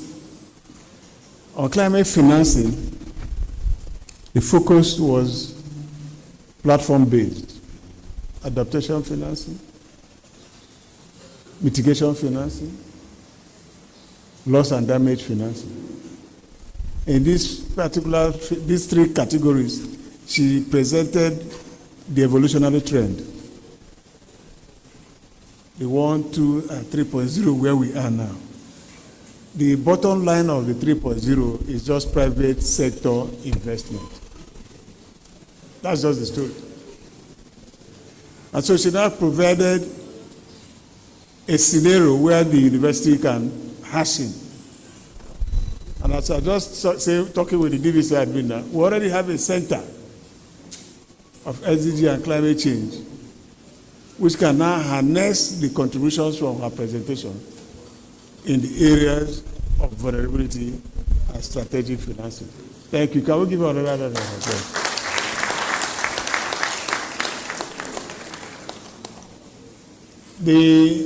Please, you ensure that we have your slide. Thank you. We need to have those slides. Those are supposed to be archived in the Center for Climate Change. Presentations that we have done today, we shall prepare the proceedings. So they must all be done in a publishable format outside the PowerPoint presentation. So we can have a book of reading that will be domiciled in the center for reference.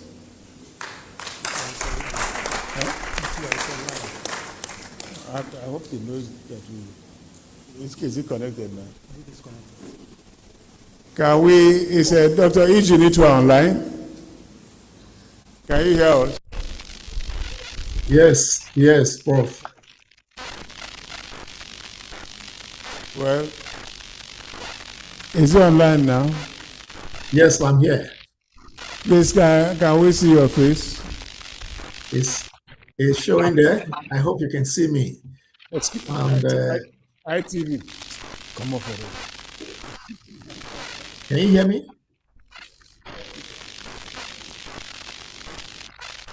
Yeah, Dr. Eugene. Yes, Prof. I can hear you. We can hear you loud and clear. Thank you so much. So I have some few slides. I don't know if I can share them. The host, kindly allow me to go ahead to share. The host. We shall give you that permission, but promise me that you will not exceed 2 minutes. This, incidentally, Dr. Igbinedion is a major partner of the university, but the founding partner of the Center for SDG and Climate Change in the university.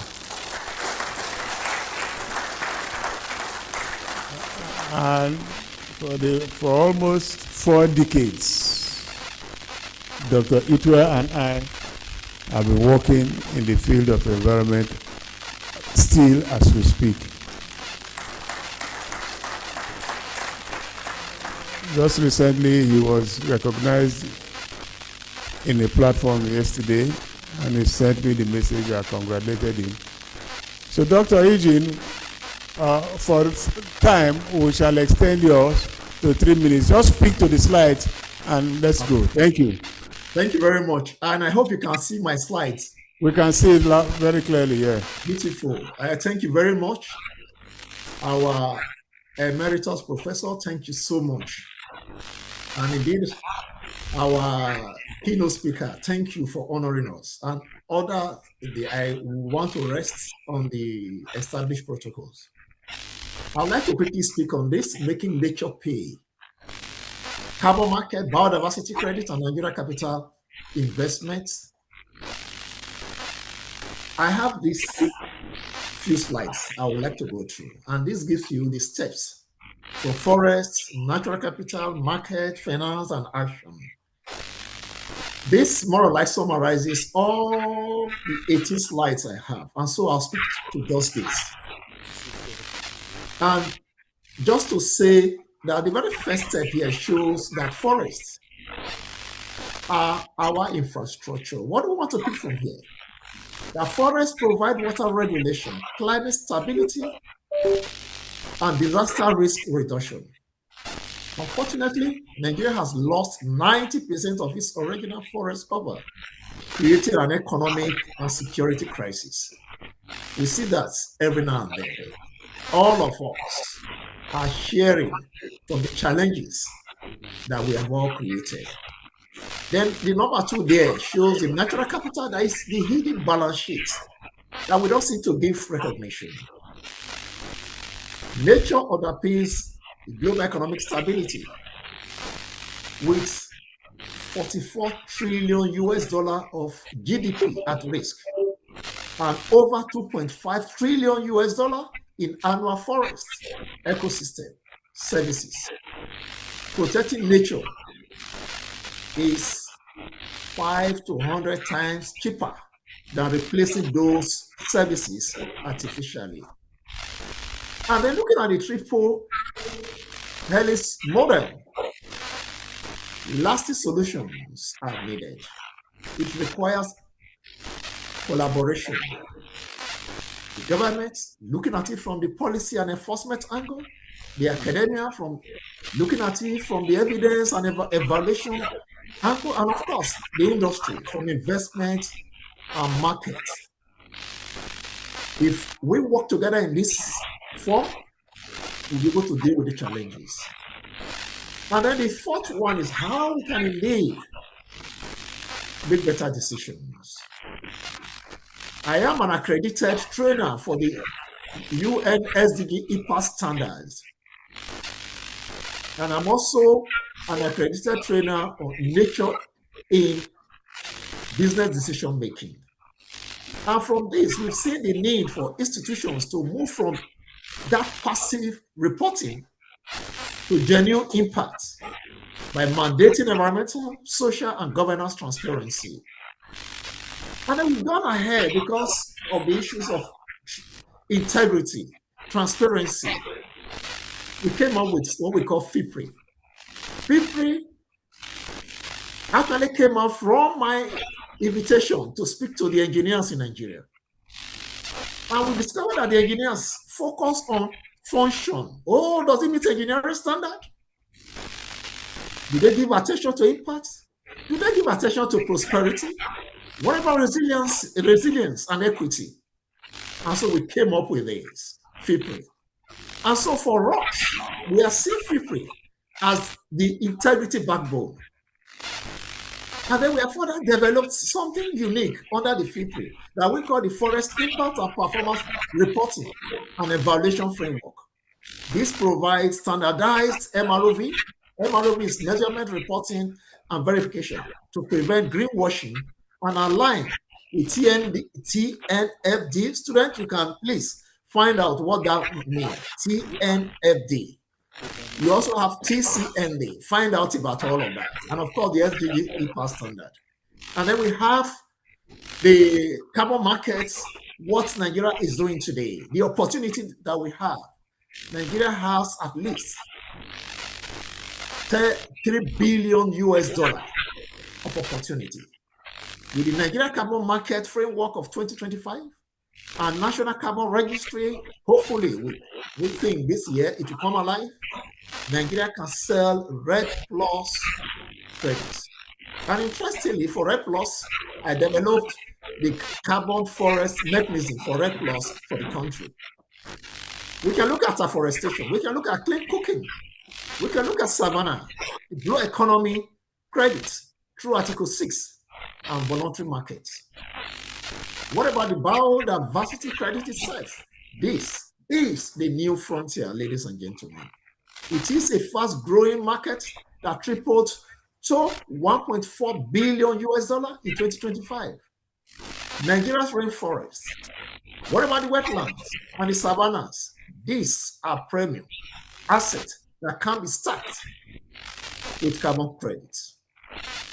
And then natural capital finance architecture for us in the country.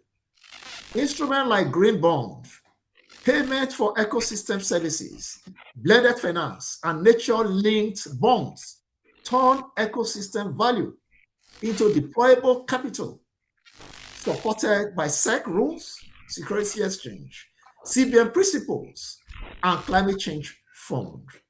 Ladies and gentlemen, as part of the call to action, every sector has a role. Government enforces zero deforestation. The academia produces policy-ready evidence. Industry invests in carbon and biodiversity pipelines. And so the long and short of it is that nature is not a charity. It is an asset class. We must invest accordingly. I have created more slides and I will just simply leave it like that. It's been sent already. Let it be part of the archive that could be given attention. This is the integrity backbone that we have developed, and we will give further information on this. This is what we are doing. And so we have also gone ahead to show how, in terms of measure, in terms of finance, in terms of advocates, and indeed, in terms of convening, what could be done. And so, ladies and gentlemen, I want to thank you once again. Nature is not a charity. It is an asset class. Let us invest accordingly. The last line here talks about investor. The last one says, audit nature-related financial risk. These are relevant. We all want to commit to zero deforestation. Supply chains, invest in Nigeria's carbon and biodiversity credit pipeline now. And for us, the partnership has started, like our VC said, we need to continue to partner on this. We want to partner on applying FIPRI and natural capital valuation research. We want to produce policy-ready evidence. We want to train the next generation of green finance practitioners, in addition to what Professor Georgina had actually said earlier. Thank you very much, everyone. Thank you. It's always exciting to hear from you and to be impacted from your wealth of knowledge. Thank you, Dr. Itua. I know you are far away, but you had time for us today. Thank you very much. We now take the very last goodwill message from Okomu, and then we'll wrap up with presentations, and then we shall close. Thank you. Thank you. Thank you, Dr. Itua. Thanks a lot.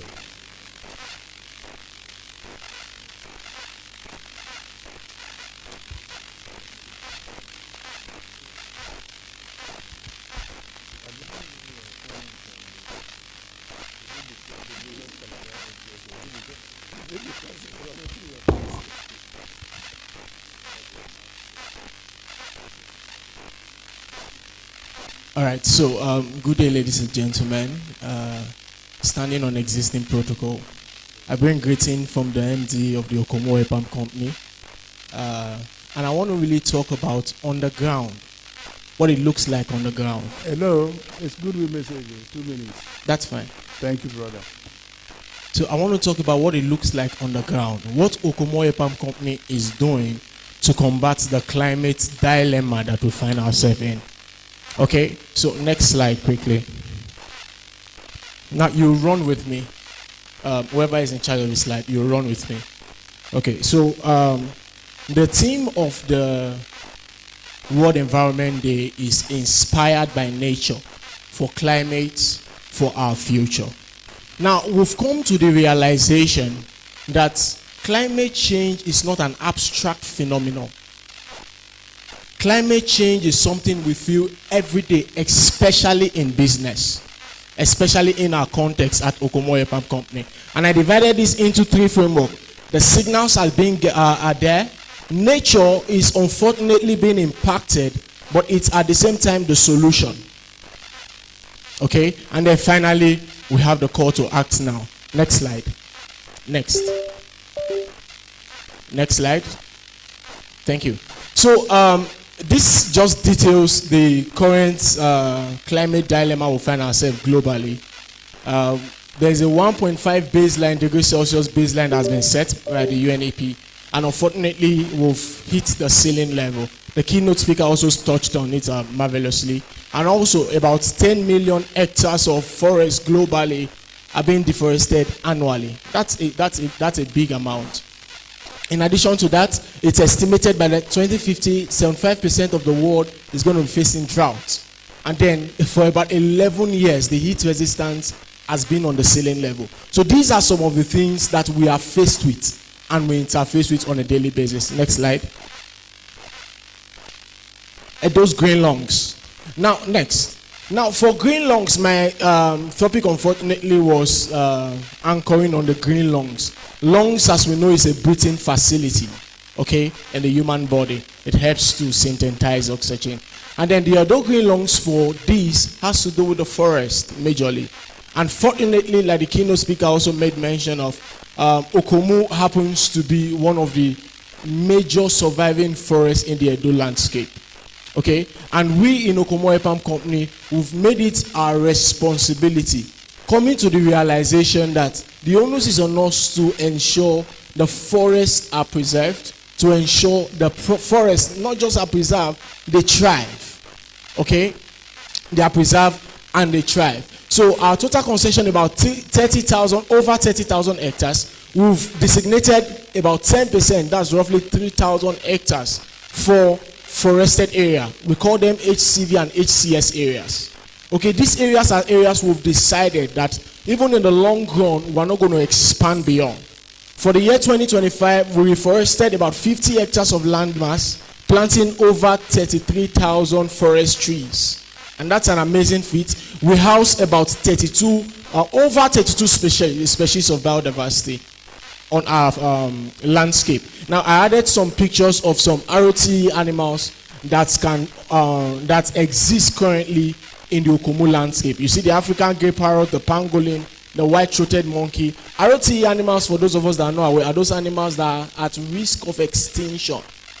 Okay? Because of frequent forest degradation, because of frequent deforestation, these animals, it will get to a point where they'll disappear from existence. So we have a few of them currently on our landscape.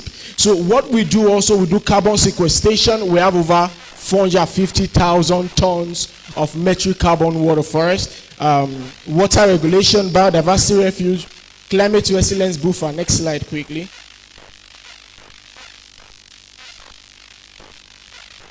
Okay, and also we've been existing, next slide, we've been existing for over 50 years in Edo State, okay? The Okomu Oil Palm Company has been existing for over 50 years in Edo State. And then taking the responsibility upon ourselves to know, to understand that it is not production against forest or production against or expansion per se, but coming into the full understanding that if the forest thrives, the market thrives. If the forest thrives, the market thrives. When there are more degradation, rainfall is going to be unstable and it's bad for business. Okay, so we've come to this understanding that it's not business against deforestation, but instead they work together to make everything work out smoothly. Number next. So we do not see forests as lands to be cleared, like I said, but we see them as infrastructure generally to be protected. And I made mention before now, 3,200 plus hectares preserved. And that's big. I said it the last time I was here. Bigger than the biggest university in Edo State. Way bigger than the biggest university in Edo State. That's a very big landmass. And over 30,000 trees reforested in 2025 alone. So for our protection responsibilities, we have HCV zones that have been permanently protected. We have contiguous wildlife corridor. Now, for one of our concessions, we share a boundary with the Okomu National Park. Okay, and we have a joint initiatives to ensure the corridors are preserved. We have riparian buffer zones that are protecting all waterways around our concession. We have eco guards and wildlife monitoring. Eco guards that carry out wildlife monitoring. Okay, also on our plantation, and we sponsor these initiatives simply because we understand that it is not business against environment. But we've come to the consciousness, that I said, and I'm repeating, we've come to the consciousness that if the environment thrives, business thrives. Then for our restoration initiatives, 30,000 trees planted in 2025, reforestation activity, and then 50 hectares actively reforested in 2025, and another 50 hectares being reforested in 2026. We have native species, and then degraded area rehabilitation. So within our concession, owing to the fact that we have the understanding that over the years, some areas would have been degraded. So we'll do an analysis, do a survey, and map out those degraded areas and carry out a reforestation program. Okay, next slide. Can we conclude, please? Can we conclude? You give us the slide after this. Please conclude. All right, that's fine. So in conclusion, we've come to the realization also that alone we cannot make it work. Alone we cannot make it work. We're in company thriving, but at the same time we've made partners with different organizations. We made partners with ANI, made partners with the Forestry Commission, made partners with the Edo State Forestry Commission, made partners with the National Park Service to make sure the forest is preserved. And finally, we understand that this our work is not charity. We're not doing it because it's charity, and it's not sentiment. We are doing it because forests are load-bearing. And when you take them away, you take down the whole structure of the economy. Thank you very much. Thank you very much. Thank you. Please, we would also like to have your slides. Thank you. Engineer Raji. After Engineer Raji, then the students, our students are making their own presentation. We will take them after Engineer Raji, then we'll close. Thank you. How many engineering students are here? How many engineering students are here? Just one of you?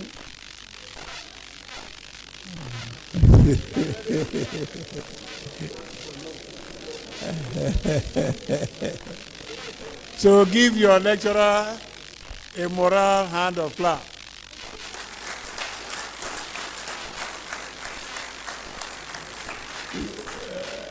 Engineer Dr. Raji, 2 minutes plus 1 more minute, 3, final. Yes, so there's not like opening. Good afternoon, everyone. Please permit me to stand on the already established protocol.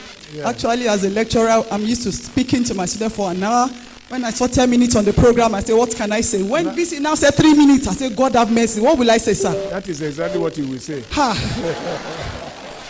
God have mercy. I'm believing in God to help me. Please, the media, you could help me. I am here to talk about, okay, I think I can see very well without my glass. I'm here to talk about emission mitigation for sustainable climate change, or action rather. And our speaker, keynote speaker, have said a lot of things, and the previous speakers have said a lot of things. But I'm here to tell you that despite all what we know about climate change, what do we need to do? What is our government doing about it? What you and I, what are we doing about it? Next slide, please. This picture we have before you just summarize why I'm here this afternoon. By the left-hand side, you can see the environment, dirty environment, dark environment, emission of gases. While on the right-hand side, you can see the very clean and beautiful environment with fresh air and all that. So what stands between these two environments? It is that middle. Please go back. It is that middle where we have global warming around the world due to emission of these gases. Next slide, please. And because of my time, I'll just quickly run about climate change, because there's no way I will tell you about mitigation if you don't really know about climate change. Climate change is simply, it is a long-term shift in global weather patterns, primarily caused by human activities. What are these human activities? What are these human, which we call anthropogenic activities? What are these activities? Burning of fossil fuel, burning of bushes, inappropriate disposal of your waste, which after the decomposition emits all this air to the environment. And what happens when we do all this? When you look at the graph that I have there, it is showing the trend for the global temperature that is consistent from 2015 down to 2025. The last presenter mentioned something about we have a limit which is being set for the global annual average temperature, which is around 1.5. Years back, that was what was set. But recently, we realized that there is a consistent growth, a consistent increase in this temperature. And at 2023, we recorded the highest temperature level, which is 1.48. And then, according to ESAN 2025, projected that in 2027, it is likely it increases to 1.7. And from literature, 1.5 to 2.0, that is the critical temperature range where we have a very bad impact of climate change. So if they are saying 2027, we will be having 1.7, I don't think we will be able to survive in 2030, 2040. Next slide, please. Leave that place. Okay, that is just a simply illustration of what we are talking about from the beginning, inception of human activities to this emission. What are these emissions? We are talking about greenhouse gases. What are these greenhouse gases? We are talking about carbon dioxide. We are talking about methane. We are talking about chlorofluoromethane, which are the fluorinated gases. We are talking about gases like sulfur, sulfur tetrafluoride. All these gases, they are what we call the greenhouse gases. And the accumulation of these gases, what do they do to the environment? What do they do to the climate? Accumulation of these gases, they actually have the tendency to trap heat. When they trap this heat, when we have them in abundance, they also emit this heat, which also alter the normal nature of the ecosystem. Next slide, please. Please, what is happening? I don't know. Please go back. Let me just, because my students need to understand. I'm talking to my students. Yes. So we have this gas. We have these greenhouse gases. When they accumulate, they re-emit this heat, this radioactive heat back to the system, which caused the global. From the first picture, you see the round fire around that globe. That is the implication of having the accumulation of these gases when they are too much, and which definitely is going to have a shift in our climate. If you could recall, I remember when I was growing up, when my mommy tells me it is about to rain, you will see her buying raincoat, buying cardigan for me, buying this one for me, and she will tell you from this day to this day is going to be August break, it's going to be 7 days rain, and it will be like that. But can we say that today? No. We can't. Because we are actually experiencing climate change. Nigeria climate is changing, but we are all looking, we are all pretending that all is well, but I have come to tell you that all is not well. Next slide, please. Then what are we saying? How do we get these emissions? What are the sources of these emissions? They are categorized into 4. We have the energy sector, which contributes the highest quota to this emission. And these are burning of fossil fuel and all that. Then we also have the agricultural, the land use, we have the waste disposal, the waste to dispose around. These are the sources of this emission. Next slide, please. What is going on?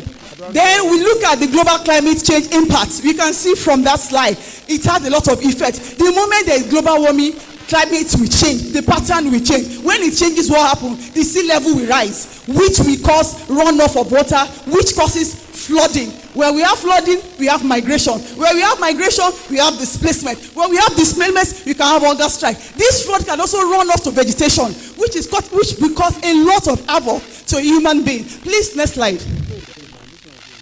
Then, how will I be talking about global climate change without coming down to my motherland, which is Nigeria? Because some people believe we are not even experiencing it. Look at this picture. This is a man trying to survive, trying to save his child from being drowned. This is an environment, this is habitation, this is where he stays. This picture is taken from Lagos. You can imagine a resident being flooded like this, and you are telling me that we are not experiencing climate change. We are actually experiencing it. What about Niger Delta? There are places in Lagos that you dare not locate houses during dry season. When you want to get out in Lagos, go during rainy season. That is when you will know if that place is flooded or not. So presently Nigeria is facing climate change. Please, next slide. You can see that our vegetation, Our vegetation is already flooded, which is food insecurity.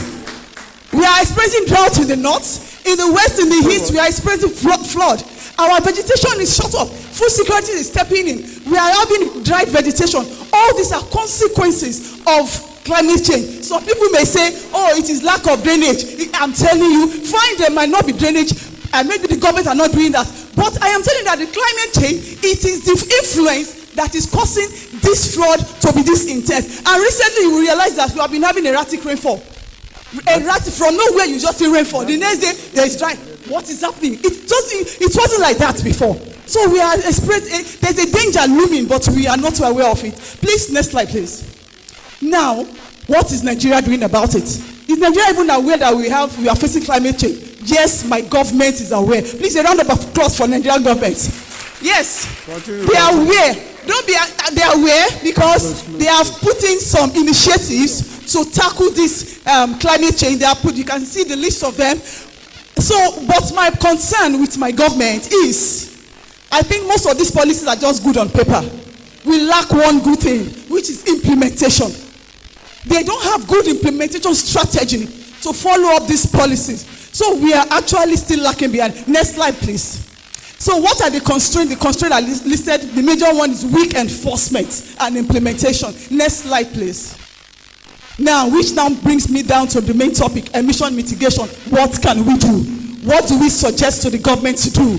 The first thing I will suggest is we should practice carbon pricing, because a lot of companies are actually flaring gas, emitting a lot of this emission, these greenhouse gases, without any implication, without any being taken responsibility for. So if there's a carbon pricing, and what happens during carbon pricing? There's what we call cap and trade. What does it mean? The government is going to set a maximum limit of what you can emit, probably in a year. When you exceed that, you're going to have a permit. When you exceed that, you will be fined. A very big one. But if you are able to meet up, then the other company that cannot meet up, they can trade.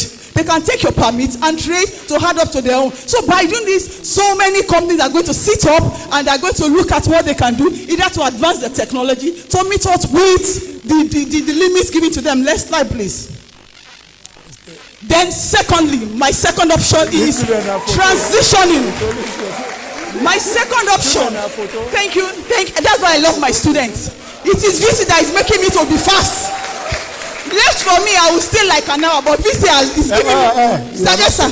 Yes, sir. Sir, let me continue, sir. Let me continue, sir. You're not staying an hour. Okay. You have 1 more minute. Yes, I will round up, sir. So the second point that I'm bringing out, transitioning from fossil fuel. Everybody have been saying that we need to start alternative energies by biodiesel, by bioethanol, by green energy, which is getting, this is the picture of green energy. For biodiesel, a lot of lecturers in engineering, you come to my office, you will see a lot of biodiesel that have been produced, either from jatropha oil, palm kernel oil, and all this. But what are we doing with it? We don't have funding. That is why it is on the table. Next slide, please.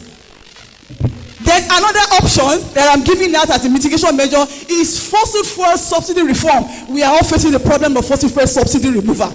But what is the government doing with this fund? What are they doing? So I'm putting it to them. There's a way they can redirect this fund to implement green energy, clean power, by having a turbine farm, by having solar farm, by producing green energy. One of my colleagues is actually working on green battery. We mean getting its component from leaf to produce green battery. If we have funding, definitely that is a very good project. Next slide, please. Then another thing I put to the government is standardized climate disclosure. Let all these companies, let them bring out the emission data, what they are emitting out in every year. When we have this data, the policymakers will be able to have informed decision on how to mitigate this emission. Next slide, please.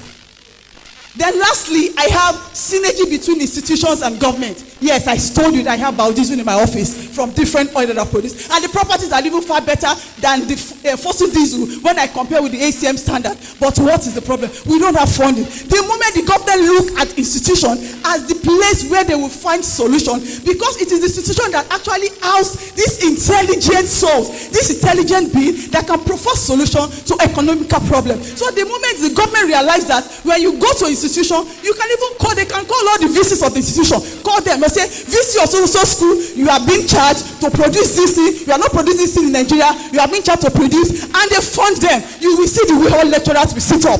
The way I will read here, solution will come. So if government can do that, definitely we will not be talking about we have problem with fossil fuel, or this, we would have been talking about ethanol, diesel, and all that. Then what will the government get in return? They definitely going to have a return on investment. It will definitely increase. Next slide, please. This is the last of my conclusion part. I saw this survey from Ngozi Okonjo-Iweala Post organization.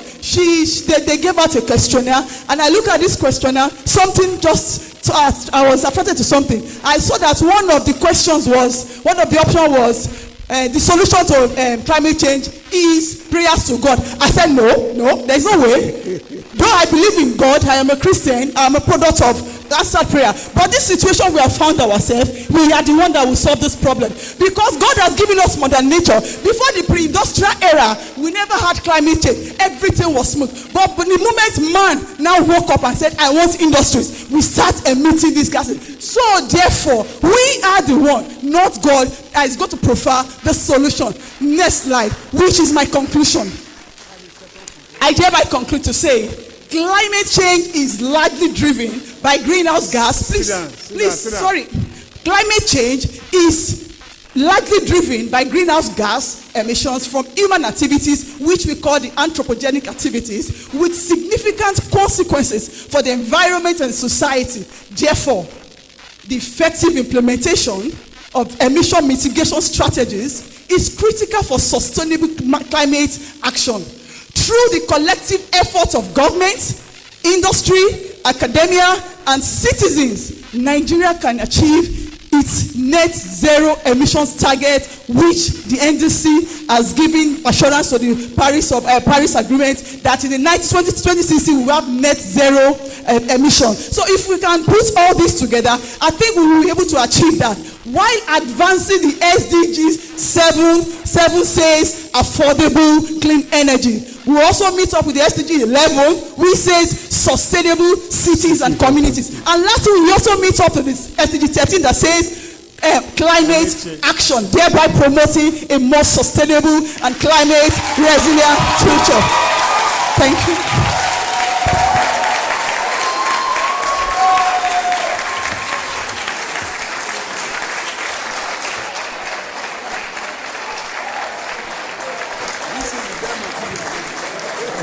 That's it.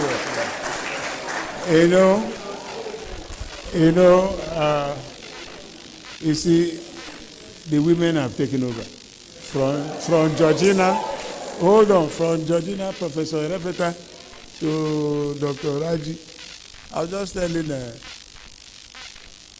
my brother Nimo here, I have a lot to do if only we can give the chance to those who have the ability to impact.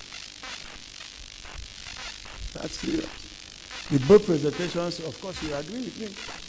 The presenter, so as a matter of fact, let me provide the derivative before we lose track.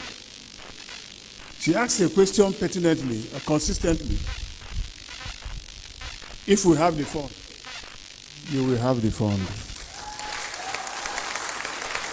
So, for Professor Refeta, we will provide an internal mechanism for you to source, provide some funds for you to source for grants for climate financing.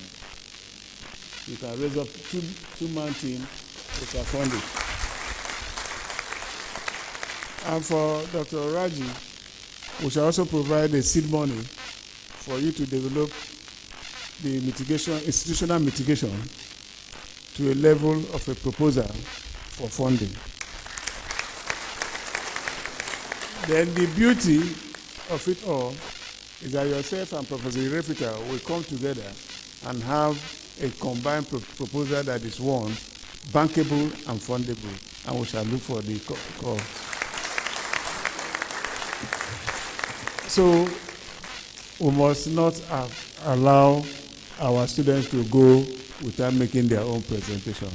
So where are you now? Where are the students? Are you still ready? Please come over, come over, come over. Give them a round of applause, please.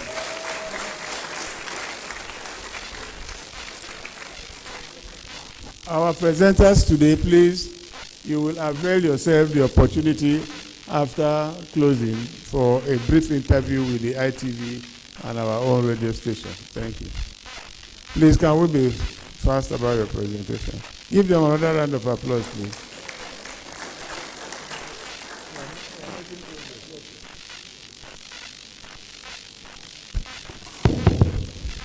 So, good afternoon, everyone. My name is Igbinedion Adeife, and I'm the president for the Plastic Waste Management Club here in Igbinedion University.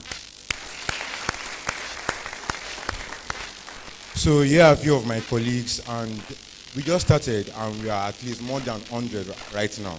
So they are not here, but a few of them are here. So I'll be using IU as a case study, leading the way in climate change. So what is climate? So climate covers air quality, water recycling, and weather pattern. When this baseline shifts, everything we rely on is at risk. So what is plastic? Plastic waste is an active chemical threat to an environment, not just visible litters. So they are not just plastics that are on ground, nylons and the likes. They are what? They are things that can disrupt the climate, that can disrupt the environment. When open air pollution is common globally, the Plastic Waste Management Club at IU is fighting to stop this practice. Burning transforms solid waste into enduring air pollution and microscopic threats, which are choosing a different path. So they are harmful when we burn plastic in the environment. There's a company called Atlas. They say when plastic is burnt or disgraded, it does not vanish. It becomes toxic nanoplastics. And these toxic nanoplastics, it has been researched that each individual in the world right now has at least a spoon, a plastic spoon. That gram of plastic is in each everybody's brain, as of right now. So it is a very invisible crisis which we need to talk about. So what is the Plastic Waste Management Club plan? Well, what we have been working on? We have been working on creating highly catchy jingles and strong social hype across campus to motivate everyone. We are looking to drive, promoting proper recycling through reward-focused system to drive active participation. Distributing dedicated plastic waste bags to every hostel. These are one of our plans. We are planning to distribute plastic bags to each hostels to it will bring about a sense of, okay, let me be recycling my plastic, because apart from other plans that we are having, we also want the students to be active, participating, and when they are leaving IU, they can also continue the movement. So we have, as of right now, we have a link that we have sent out through our SRC platform to gather information on how IU students are using their plastic. And we would like to endeavor you guys to please click on the link anytime you see it and just give us the data that we need so that we can see a part that we need to move forward in this our endeavor. So what are we working with? There are Anyworks in IU and they have been trying to recycle plastic. All this plastic, but they are not recycling it and they sometimes burn it. So we are trying to work with these people to, when they hoard this plastic, we can take this plastic from them and try to recycle. I think last week or last 2 weeks when the engineering students were doing their project, some of them use plastic. These are ways that we can collaborate with the students in either department. When they are looking for plastic, we give them plastic, they can use it for their project, and these are ways we can use to transform plastic and turn it into a circular environment. So we are activating our stakeholders. We are trying to influence our deans, lecturers, and the like to help us enforce this link that we are distributing to the students to please and to click the link.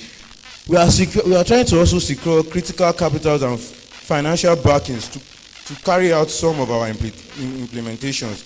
And we're also, the last and major importance, we are trying to look to create a community. So we are going to be sending the link of our group out. It is out there, but we are still going to be sending it. Please join. We are 100, and I know that we are more than 1,000 in this school. So please join our group. Thank you very much. So a quote to round it off. The greatest threat to our planet is the belief that someone else will save it. So please save our planet. Thank you very much. Thank you. We have gradually come to the end of our presentations today. Can you give yourselves a round of applause? But we cannot close unless we take a resolution today. What is our posture towards climate change? And what is our posture towards plastic waste management? Think about it. We'll come back to that after the next thing, which is presentation of plaque to our presenter. Please, where is the plaque? They are still seated there.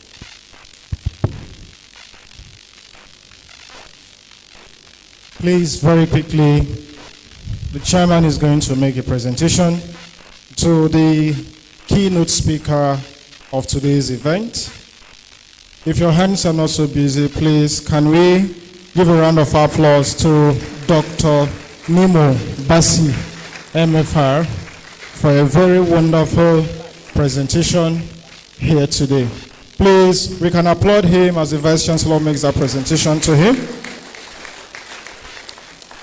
Very quickly, the rep of Natural Eco Capital Limited Lagos, Dr. Victor Agyemen, will please step forward and receive the souvenir on behalf of the MD and CEO. Please, can we give him a round of applause as he does that, please, very quickly. I also want to invite Dr. Tom Obaseki to please step forward and receive a souvenir from the Vice Chancellor. Thank you for your presence here today. Please, can we give him a round of applause?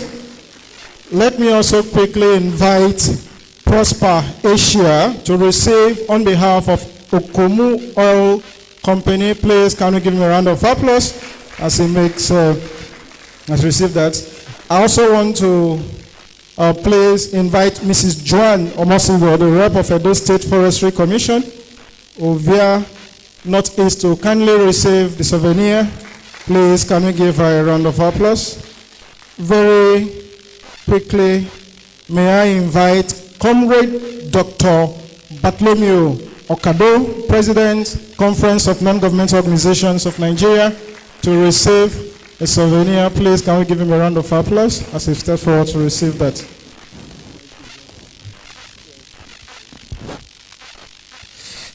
Thank you very much. I believe that is the full bit for that. Yes, sir. He has to make it. Thank you so much, Mr. Vice Chancellor, and thanks for your patience. You've been so patient. It looks like the energy level is increasing as time goes. So maybe we should stay here throughout today, right? Okay.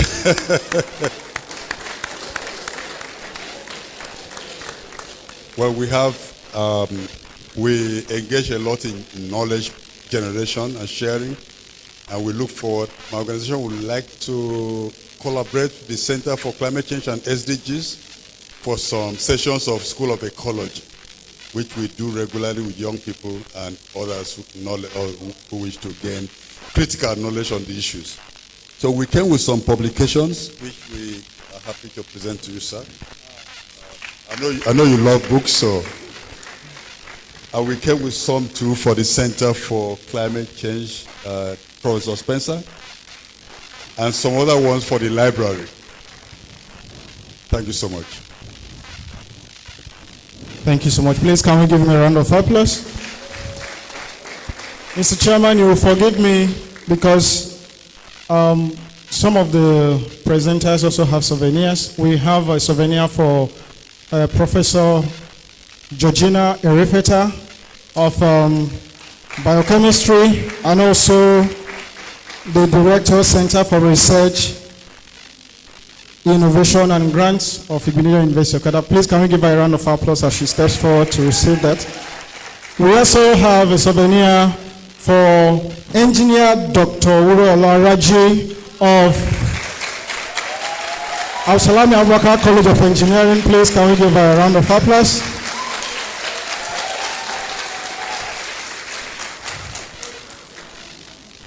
The last but not the least, we have a souvenir for the student body. That's the Igbinedion University Plastic Waste Club. Please, can we give them a round of applause as they step forward to receive a souvenir?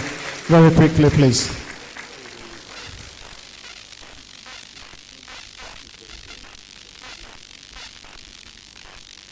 Thank you so kindly, Mr. Chairman, sir. Over to you now, please.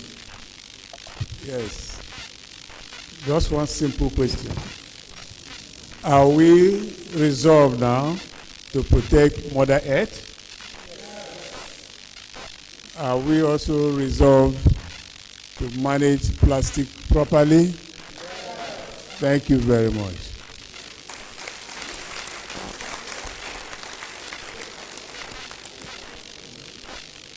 Conclude. Yes, sir, you want to do any bit of time? No, just close. Close the prayer. Anybody now? Just close.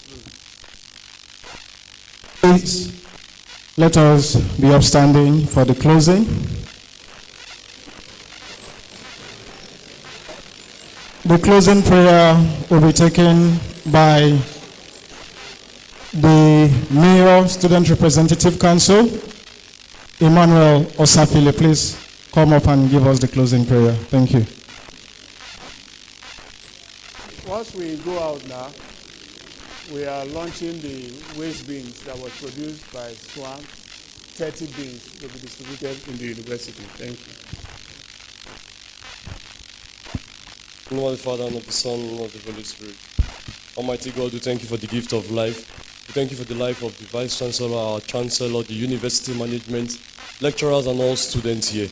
We thank you for bringing this occasion to a successful completion, and for giving us the ability to be enlightened on the issue of climate change. Lord, as we live here, may we not be hearers of words, but also be doers of word, and give us the grace to execute all that has been taught today through Christ our Lord. Amen. Of the Father, and of the Son, and of the Holy Spirit. Please remain standing for the university anthem and the national anthem. Thank you.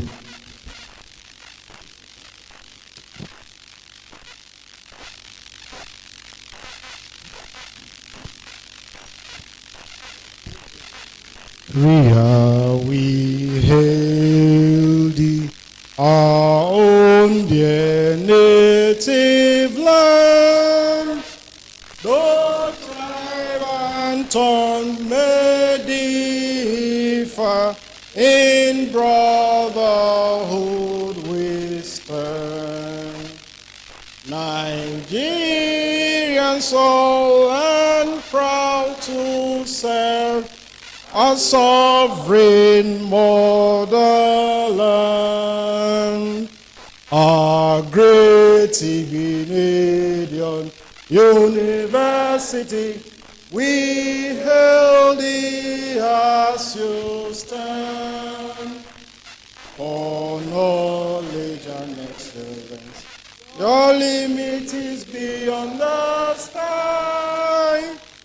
Endowed with vision and mission, you symbolize character and learning. To lead is your goal. God bless Igbinedion University.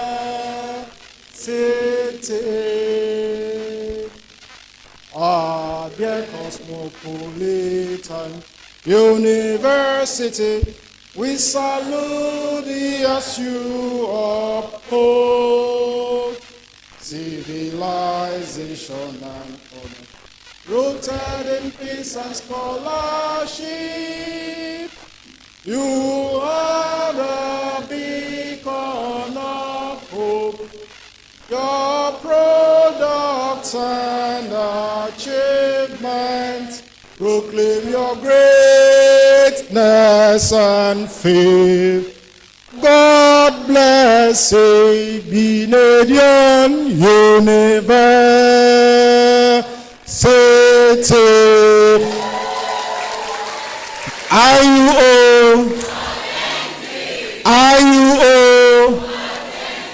Authentic. Thank you very much for your presence. Kindly remain standing as the chairman leads the team outside for the group photograph. Students are also invited outside for the next phase of the event today. Do enjoy the rest of your weekend and have a very beautiful Friday. Thank you.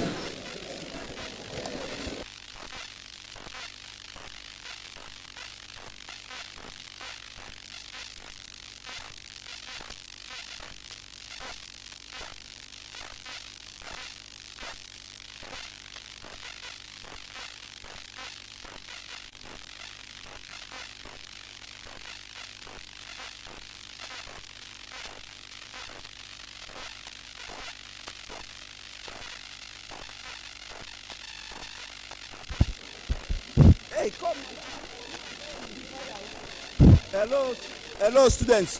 Hello. As you are leaving, please pick some light refreshments outside. As you are leaving, pick some light refreshments. We have light refreshment outside.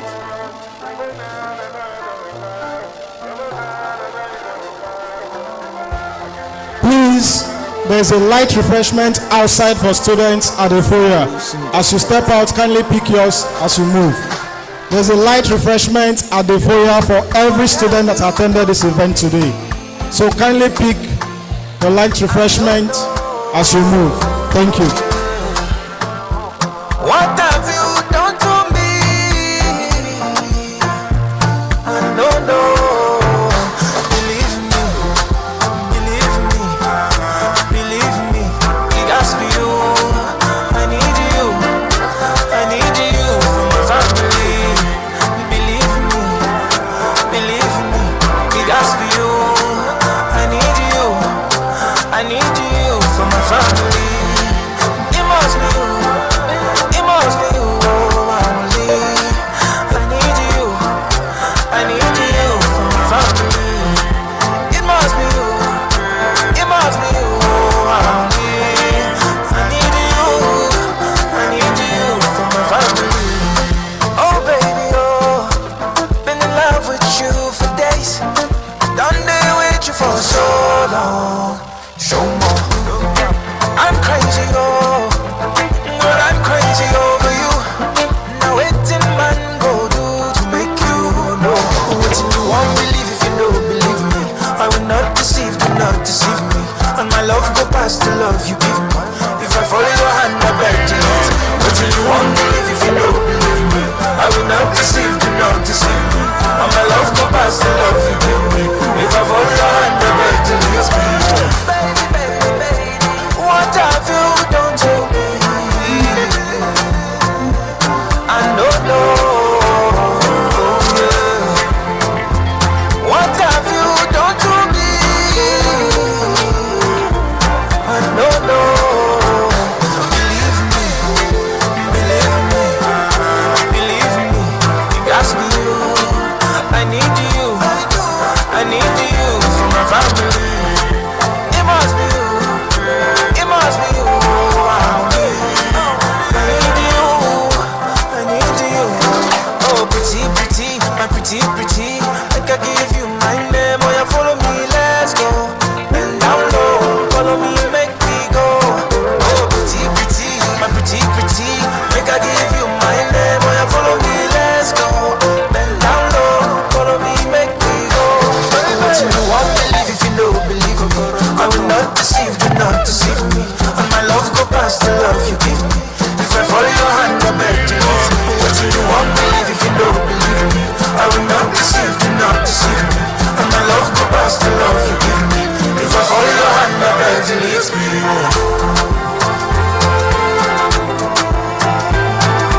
Download exclusively ZapNation.net.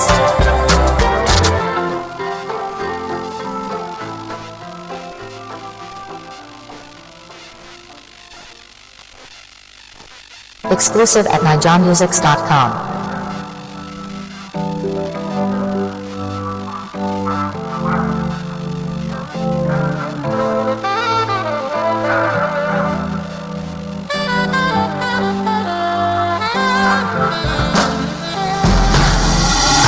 Vanilla say make a come come. She give me vanilla, make a chop chop chop. Then I party Jamila, we carry bum bum. When they make my medulla, they malfunction. Vanilla say make a come come. She give me vanilla, make a chop chop chop. Then I party Jamila, we carry bum bum. When they make my medulla, they malfunction. I want that, baby want that.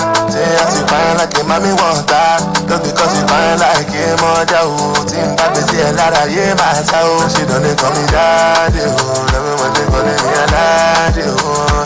Killer, oh. All over the world, want me, oh. And I know they carry lies, even though say I they carry lies. But you know your friend they carry ash. It's you they do me, I know like I'm. And I know they carry lies, even though say I they carry lies. But you know your friend they carry ash. It's you they do me, I know like I'm. Vanilla say make a come come. She give me vanilla, make a chop chop chop. Then I party Jamila, we carry bum bum. When they make my medulla, they malfunction. Vanilla say make a come come. She give me vanilla, make a chop chop chop. Then I party Jamila, we carry bum bum. When they make my medulla. For your body, oh spending all my money, oh bullshit. I'm ready for your body, oh spending all my money, oh bullshit. Body to my sweetie. Vanilla say make a come come. She give me vanilla, make a chop chop chop. Then I party Jamila, we carry bum bum. When they make my medulla, they malfunction. Vanilla.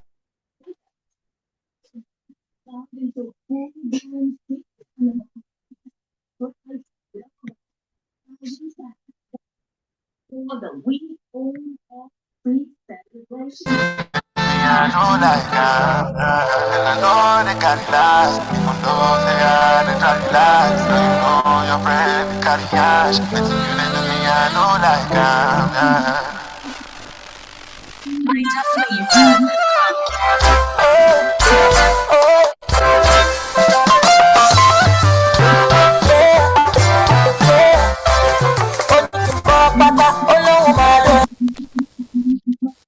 ọlọ́mọdé Cinderella ó ní ohun tó fi ṣàlàyé pọ̀ ó ní tẹ́ni ohun tó fi ṣẹ̀yìn pọ̀ ó ní I wanna marry you ó ní tẹ́ni ọ̀la let me carry you ó ní if you shake am I go put a ring on it ó ní if you rock am I go put a